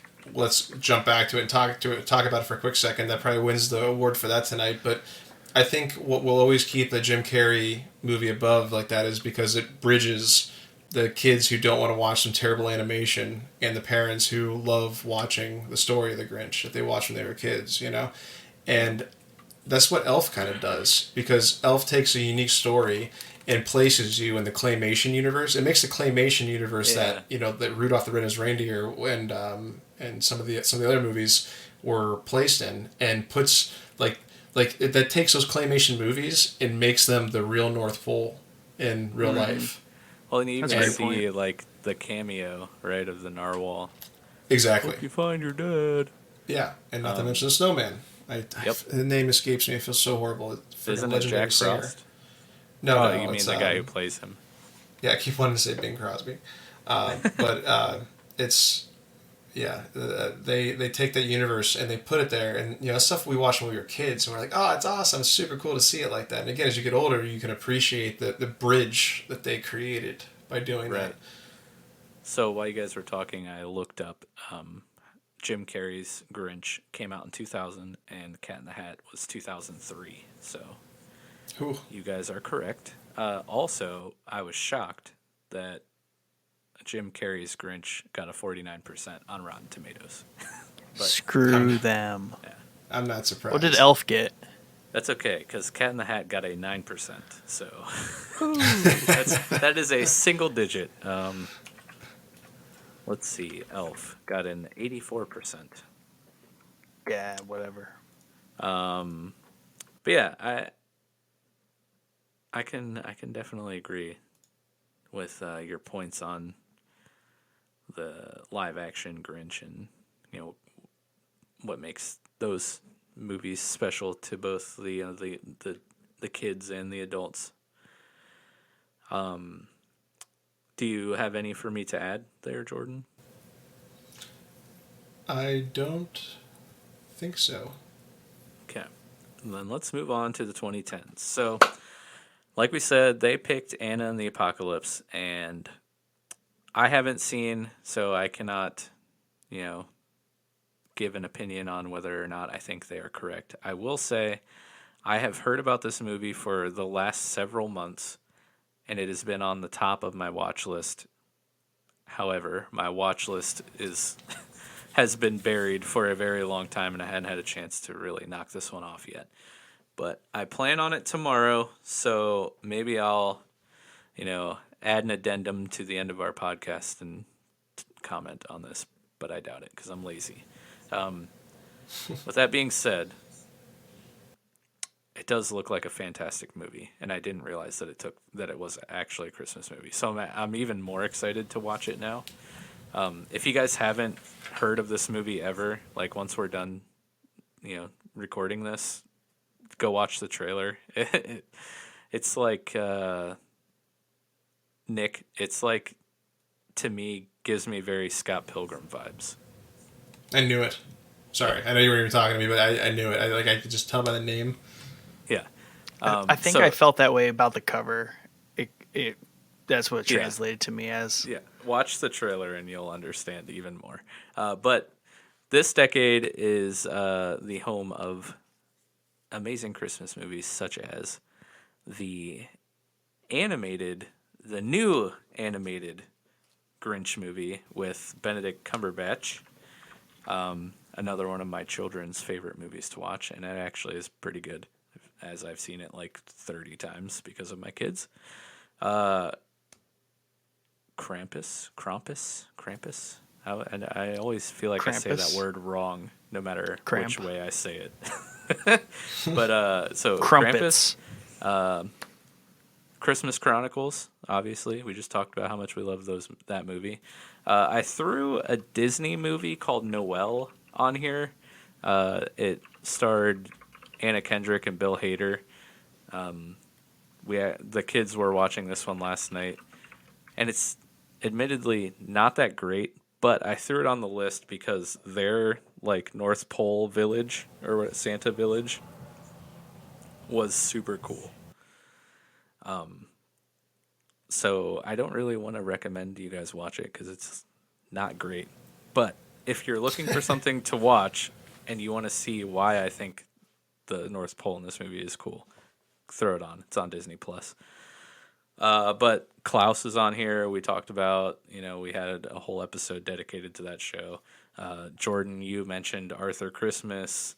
And then another movie that I haven't seen, but it appeared on almost every list that I looked at is a Seth Rogen movie called The Night Before, which is, a comedy that takes place, I think, at a like work party on Christmas or whatever. But I put it on there just because it was on so many of the lists I looked at. But like, yeah, how did Arthur Christmas not make this person's top movie? Like, Anna and the Apocalypse must just be a great movie or something. I don't know. Or maybe they felt like being edgy. I don't know. But Jordan, do you have any other movies from the 2010s? So this could actually ironically be for the prior decade, but Fred Claus. I'm not sure when that came out. That's going to drive me crazy. That is a 2007. Ah, okay, so that would have been prior, and He also on the 2000s. Vince Vaughn also had another movie around the same time where he's got Four Christmases. I think it's what it's called. Yep. Correct. But that might be like 2010, 2011, something like that. 2008. Okay, or not, whatever. Fact check that, YouTube.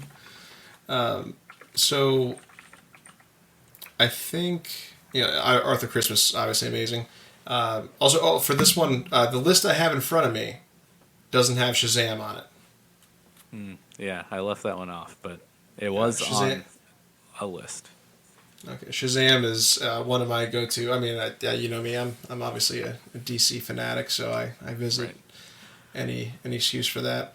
The Night Before is a really good movie. It's basically it's a group of friends who they celebrate, like they just go out and party every Christmas Eve, and Seth Rogen in particular, his wife is pregnant, so she basically says, I want you to go out and have a great night tonight. So she went on Craigslist and bought Seth Rogen a bunch of drugs and she gives them to him, and him and his friends go out, and he's moving on with his life. Their other friend who plays Falcon in the Marvel movies, I forget the actor's name. Yes, I know exactly what you're talking about. He's a sports star, I believe, so he's like making it big in the sports industry. And ironically, the kid from Rookie of the Year it's not Rookie of the Year. Oh my gosh, it's Angels in the Outfield. Yes, thank you. I got totally mixed up there. Angels in the Outfield. He is kind of. I got you. He's kind of yes. Thank you. He's kind of stagnant in his life, so he's like kind of experiencing depression. But it's actually a pretty good movie, good comedy. Krampus, dude. That movie. That's like my Nightmare Before Christmas. Nice. That movie is. They do such a good job with that. Have you guys both seen that or no? No, sir. Nope. Nick? Okay. So I would add that to the list. It is it's unique as it has it's comedy, action, horror, and Christmas. So it's you got to add that. Nice. Yes. It's something you could watch by yourself like in the middle of the night and not like look over your shoulder because you're a little nervous. You know what I mean? Mm-hmm. So. Yes, very much so. Like our last time we had you on, where I was generally Yeah, the I entire forgot about episode that. just peering over my shoulder in sheer terror, just I expecting. I wasn't. It's hilarious. I wasn't even referencing that. It's hilarious. Yes, but yes, I spent the majority of that podcast from October doing exactly what you just said. That's funny. Yeah. So, do you think anything needs added? Or, I mean, I added Shazam, like you said, but Excellent. okay. You gotta And type then it out like Shazam. yeah, Shazam. Every time have you ever played DC Universe Online? I Yes. believe is the name of the game. So like, have you? I loved the cinematic trailer when that game first came out, and every time when every time I see the Injustice League or Legion of Doom defeats the Justice League, and then all of a sudden Brainiac so good. invades. Dude, that trailer so great. So but good. every time I read or see or hear Shazam, like I just think of that trailer and that moment there. Black where Adam does it. Yeah, where he's Yeah. like Shazam. Anyways, Poor Hal Jordan. Yeah. dude, I could watch that trailer just on repeat for the length of an entire movie and not be bored. But It's phenomenal. I also threw, so we're in December of 2020, right? Admittedly, it is not the end of December quite yet. So it's possible the full list of 2020 Christmas movies. And obviously we have the entire, rest of the decade to go. But I did throw a few movies here in the 2020s. But obviously we can't vote for the 2020s as being the best decade for Christmas movies because it just started. But I have Fat Man on the 2020s list. Everything that I've heard about this movie and from what I've seen just in the trailer, again, my buddies at the Scene Snobs, Mick Manhattan and Casey Plot over there, they talk this movie up a ton. I'm excited to watch this whenever I get around to it because it just seems absurd and off the wall, and those are my favorite types of movies. Christmas Chronicles 2 was a 2020 movie. We all, just talked about our feelings about that movie. And then a new movie, a Netflix original, Jingle Jangle, just recently came out. Haven't seen it, but appears to be getting good reviews and whatnot. So, the verdict for me is still out on that movie, but probably end up watching it with the kids here soon. Do you guys have any movies that have come out this year, Christmas-wise, that I didn't just talk about? I mean, I doubt it, but you never know. Kristen Stewart came out with one this year. It's That's probably why I never heard of it. yes, I know. It's a very very LGBTQ centered movie. And Happiest Season? I think that's it. I do need to watch it because a lot of people I know have seen it and they talk about it, and I'll probably watch it after Christmas. To be honest with you, A holiday romantic comedy that captures the range of emotions tied to wanting your family's acceptance, being true to yourself, and trying not to ruin Christmas. I may not watch it, but I'm just kidding. I'll probably watch it. Then let's see. I mean, it's got a decent cast besides Kristen Stewart. You got Allison Come on Brie, now. you got Dan Levy, you got Aubrey Plaza. I'm sure. I'm sure it's one of those movies that'll be better than you think it is once you start watching it. Right. Right. I think. Oh, honestly, I thought it was gonna be much more of a Christmassy movie than it was, but it's a movie that opens and ends on Christmas, but nothing in between is Christmas. It's on Netflix. I recommend watching it with your wives or girlfriends. I don't know if you're married or not, Nick, but it's called Holiday. And it's on Netflix. And the name alone just sounds like it's going to make you want to rip your eyes out and then rip off your ears. But that probably won't stop you from not being able to hear. I've seen that on there. I've not watched it. It is a very entertaining movie. Emma Roberts. She's not Yes. I enjoy her in most of the things that she's in. Scream 4.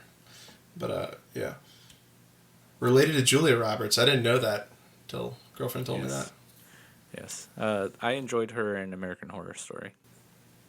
Thought she was pretty good in that show. I've only ever seen the first season.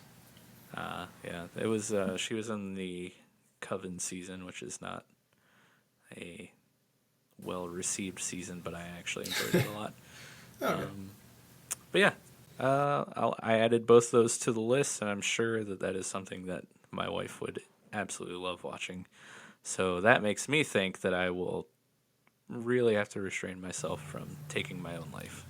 I promise. I seriously, you watch Holiday. They go through every single holiday, and they only date on each holiday. So they have terrible relationships, but they get along well enough to where they can get together for one night every holiday, and be each other's date to each other's families, parties and stuff.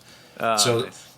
yeah, so there's a very very strong like they even go through like Cinco de Mayo, I think, and it's funny. It's really really funny.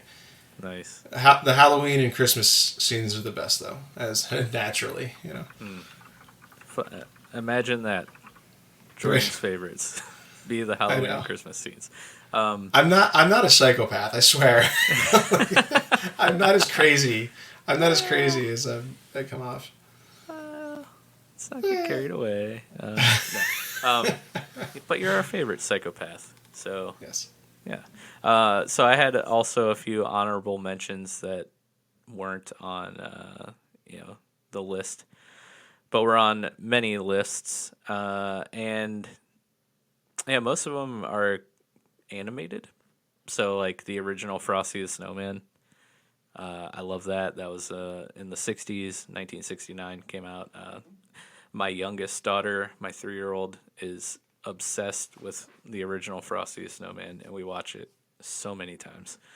She loves it, and it's hilarious because she like runs around the house trying to sing the Frosty the Snowman song, but all she knows is like the first line. And That's it's amazing. hysterical.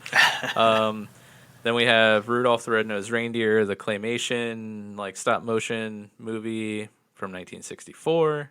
I love that. That's one of my favorites from my childhood for sure. The animated How the Grinch Stole Christmas from 1967. It's a good one, but I agree with the take from earlier that Jim Carrey's version, I'd rather watch the Jim Carrey version or even the new, like, Grinch with Doctor Strange.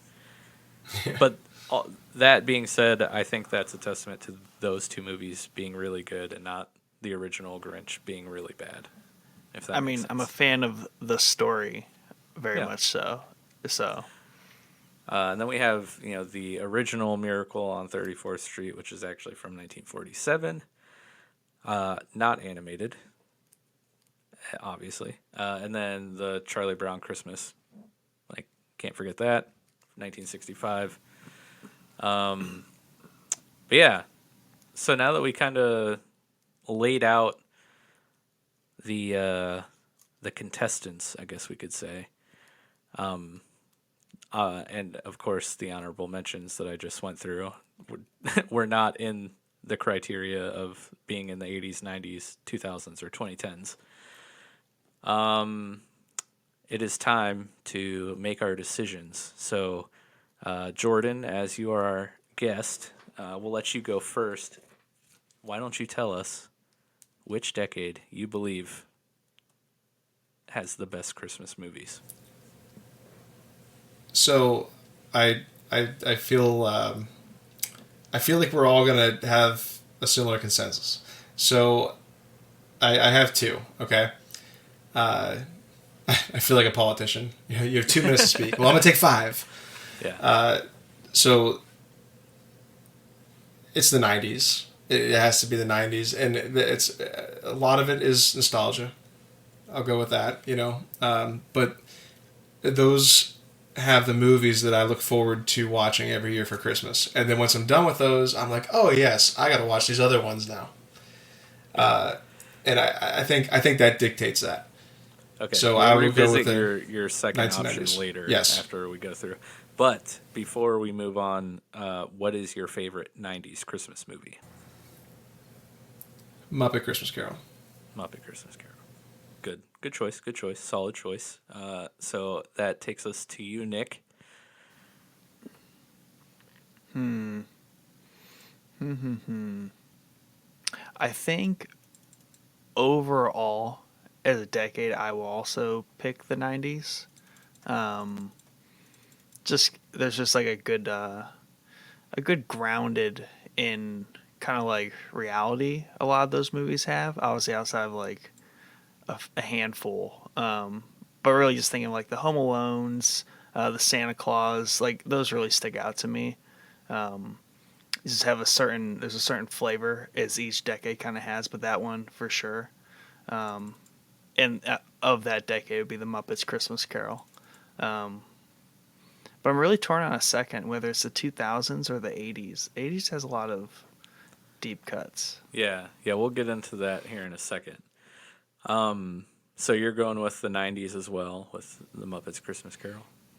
Yeah. I can't blame you. So for my choice, I have a couple thoughts. First, it was hard for me to choose. Like you, I kind of was torn between the 80s and the 90s. But ultimately, I think I as well have to pick the 90s. I knew it. Yeah, I mean, it's hard, and I think there's a couple reasons for that, and we'll get into that in a second. And as far as my reason is there's just so many movies that I remember from my childhood, which is the reason I think we all chose the 90s, because that was where the majority of our childhood took place, right? Yep. Maybe not Nick, because he's younger than us a lot, not a lot, but a couple years, handful of years. But as far as my favorite movie from the 90s, it was a real hard choice between Nightmare Before Christmas and Muppet's Christmas Carol, but I think at the end of the day, it's Muppet Christmas Carol. So we literally all three picked the same decade and the same movie. But it was really hard for me to choose between Nightmare Before Christmas and Muppet's Christmas Carol. But to my reason as to why I think we all chose the 90s outside of, that being the majority of our childhood. Do you think enough time has passed from the 2000s forward to fully flesh out the true Christmas classics, Are they still kind of being discovered and formed? Obviously the 2010s are going to have less movies than the 2000s and the 90s and the 80s, because we're closer to that decade. But with that being said, the Christmas Chronicles and Klaus are two of my favorite. They're creeping up the list, right? So I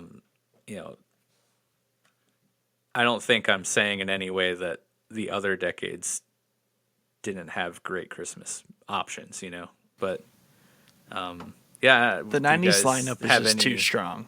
But is it because the movies are that much better than the other ones, or is it I forget which one of you said it. Is it the nostalgia factor, or is it because that's what the majority of our childhood was in, or what are your reasons you think that we all chose the 90s?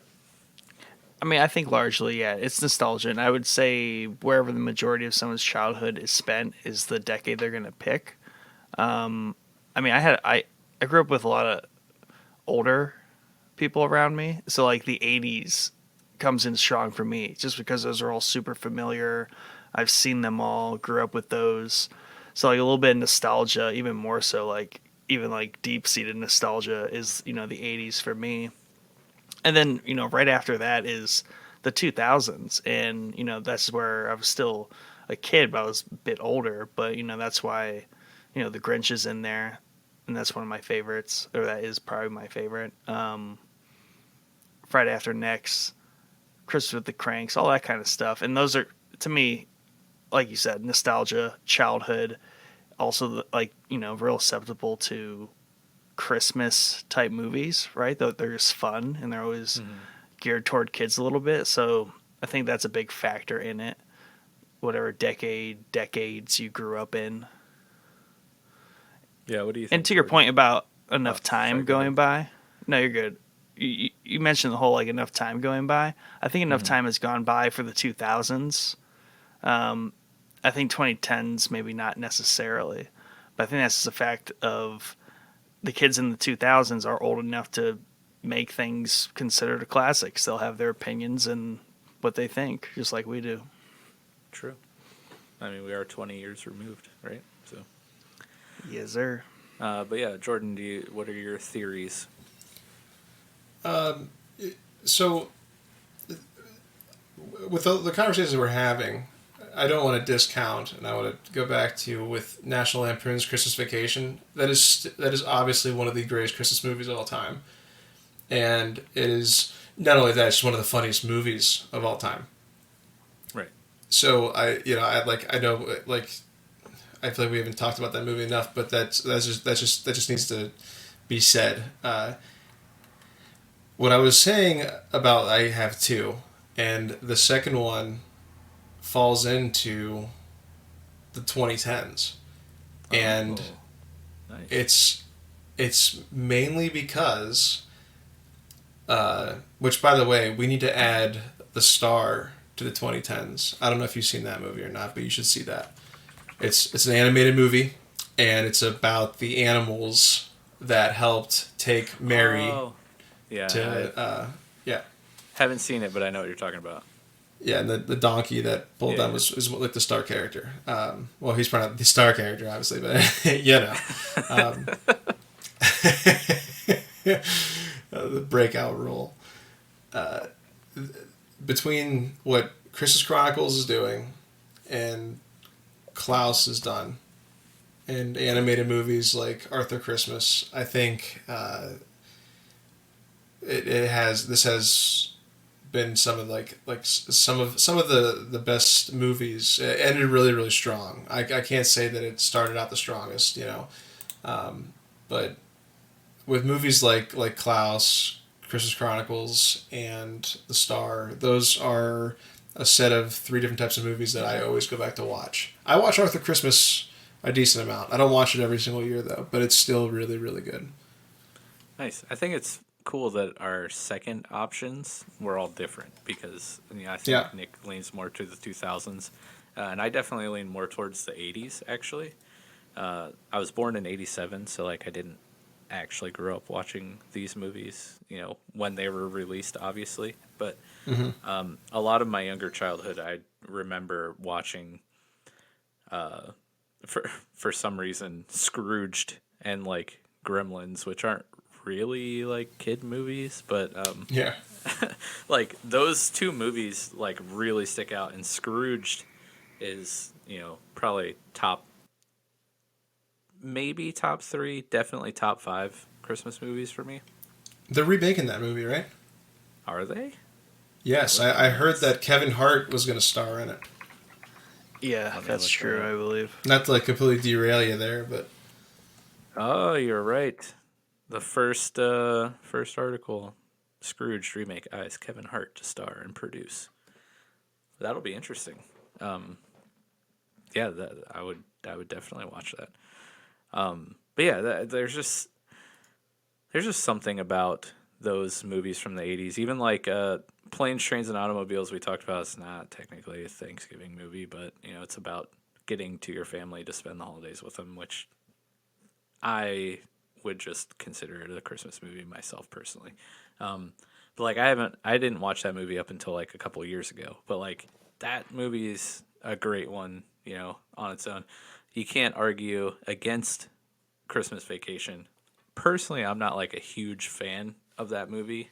That's another one that kind of like falls into the elf category for me.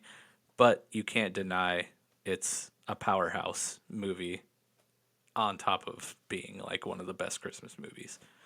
And then of course like A Christmas Story. And then like Die Hard and Lethal Weapon are like some of the most hotly debated Christmas movies. So like, and again, Trading Places, great movie, really funny. But like I kind of picked the 80s based off of stuff that I watched and have really good fond like memories from my childhood.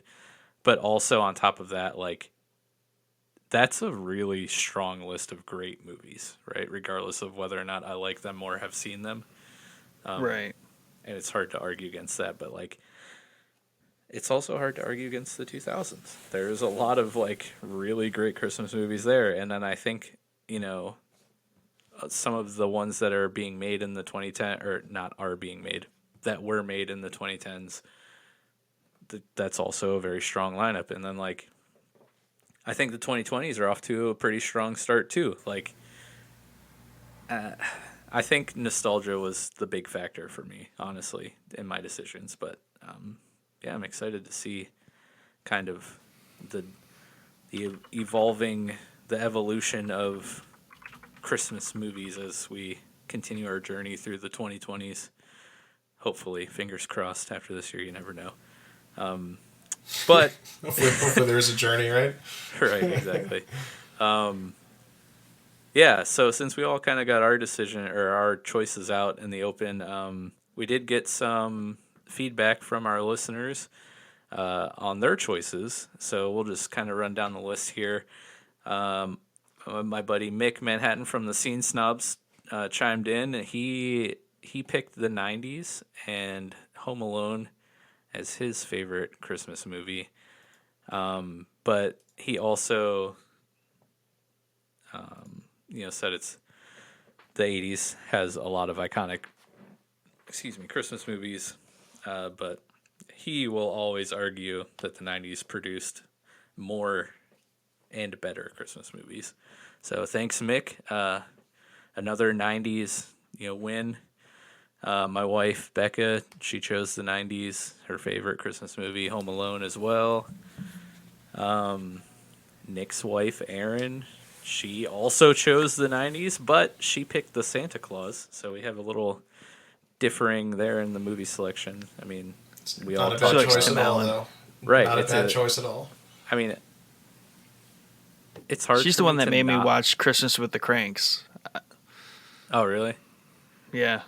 Nice. I mean, it's hard. I haven't really seen a movie or show that Tim Allen has been in that I haven't enjoyed. Oh, this sucks.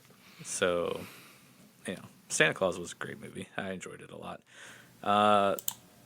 Kelly Ray, she said the 80s. She noted movies like, Christmas Vacation, Ernest Saves Christmas, which wasn't on our list, and I regret not putting it on there because that's a great one. And then she also mentioned a movie called Prancer, which I've never seen. Oh, man. But it was on almost every list that I looked at, so I don't know why I didn't just throw it on our list. But and she also mentioned Scrooged. So, it's nice having, another choice of the 80s there to back me up. And then our friend Fran Richardson, she said that she enjoys the 90s, and her favorite 90s Christmas movie was Home Alone 2. I'm going to have to say boo for picking a sequel, but I'll let it slide because it's Home Alone. So, but yeah, thank you guys for, chiming in the discussion and giving us your opinions. We actually have another option that I'm seeing here. Kelsey on Instagram, the Kel's Life. She said the 90s. So I think it's just overwhelming, the 90s. Just the best decade. The producing more is a good point. If that's, I mean, I don't doubt it's not true, but that would be a good plus there, is if they were just cranking out Christmas movies 10 a year for 10 years. Yeah. I can't believe I forgot Prancer. I'm so disappointed in myself. Yeah, what the heck? Why did I even have you on? I don't know. Yeah, I think that was a really fun discussion to have there. And now I'm just really excited to watch, movies like Anna and the Apocalypse and Fat Man. I mean, this makes me feel like I need to go back and watch a lot of Christmas movies that I Oh, I just know. purposely avoid my whole life Same. because Well, I'm and like a Grinch. it's fun to have, this list available just because like my kids love watching Christmas movies. So like it's been a really fun thing for me to do this year as our children have gotten older. They've like really taken to watching movies. They love it. It's one of Becca and I's favorite things to do. Before we had kids, when we were dating, when we were first married, we go to the movies all the time. That was kind of like our date night, was going to the theater and watching a good movie. And now that's something that both of our kids enjoy doing with us. Is like, I mean, we haven't been able to really this year, but they love going to the movies and watching movies and stuff. So it's been really fun ever since, Thanksgiving kind of rolled around. We've been watching Christmas movies like every other night with the girls, and it's been super fun. So it's nice to have, a bigger pool to go through. Good stuff. Real quick, I just thought about something. So with that Kevin Hart Scrooged remake coming out, what if they did a Jingle All the Way remake with The Rock instead of Arnold Schwarzenegger? And Oh man. yeah, now hear me out. During the sequel of Jingle All the Way, when he's walking away down the street, he bumps into a guy, and it's Kevin Hart from Scrooged. And they create like a Christmas universe of all these remakes layering up into its own universe. Oh, dude, that would be awesome. Also, The Rock and Kevin Hart together are just hysterical. So, like, I'm all for anything that combines the two of them in any way, shape, or form. I mean, it sounds like a fun idea, but it would probably be executed so poorly. I'm sure, but yeah. But why not? Yeah, exactly. Have a little fun. Not every movie and movie universe needs to be super serious and crazy and everything. So I could go for that. Why not? But yeah, I think that pretty much wraps up our episode tonight. You guys have any like closing remarks you want to get out? That was probably it.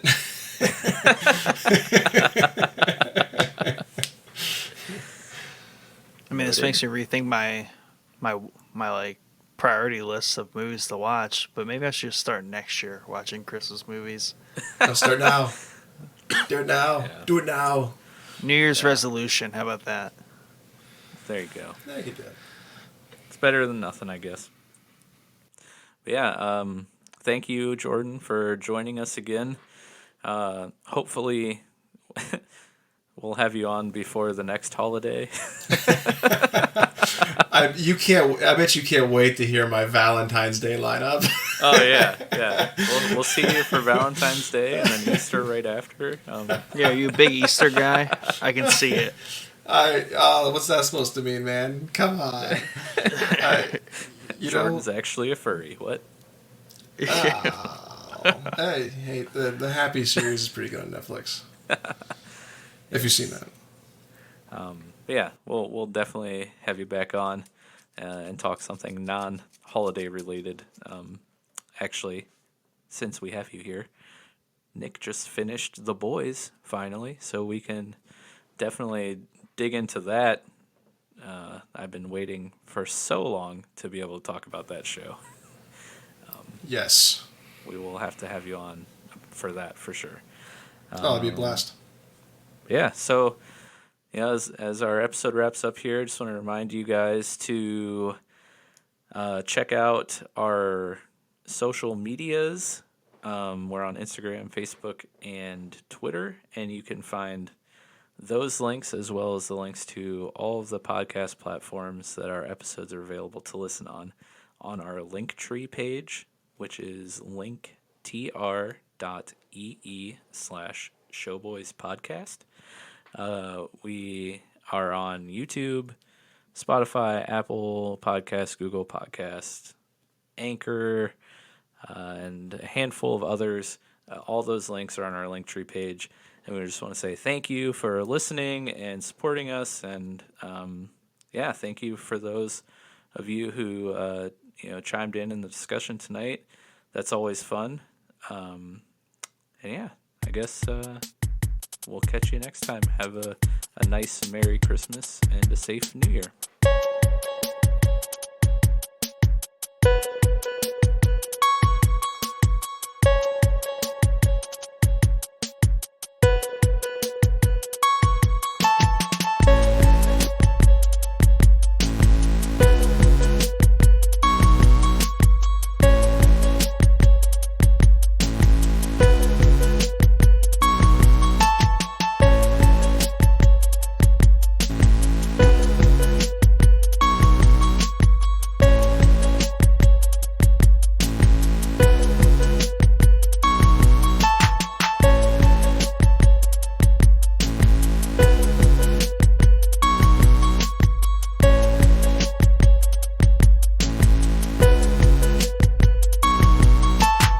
All right, before we get started, who the hell are you?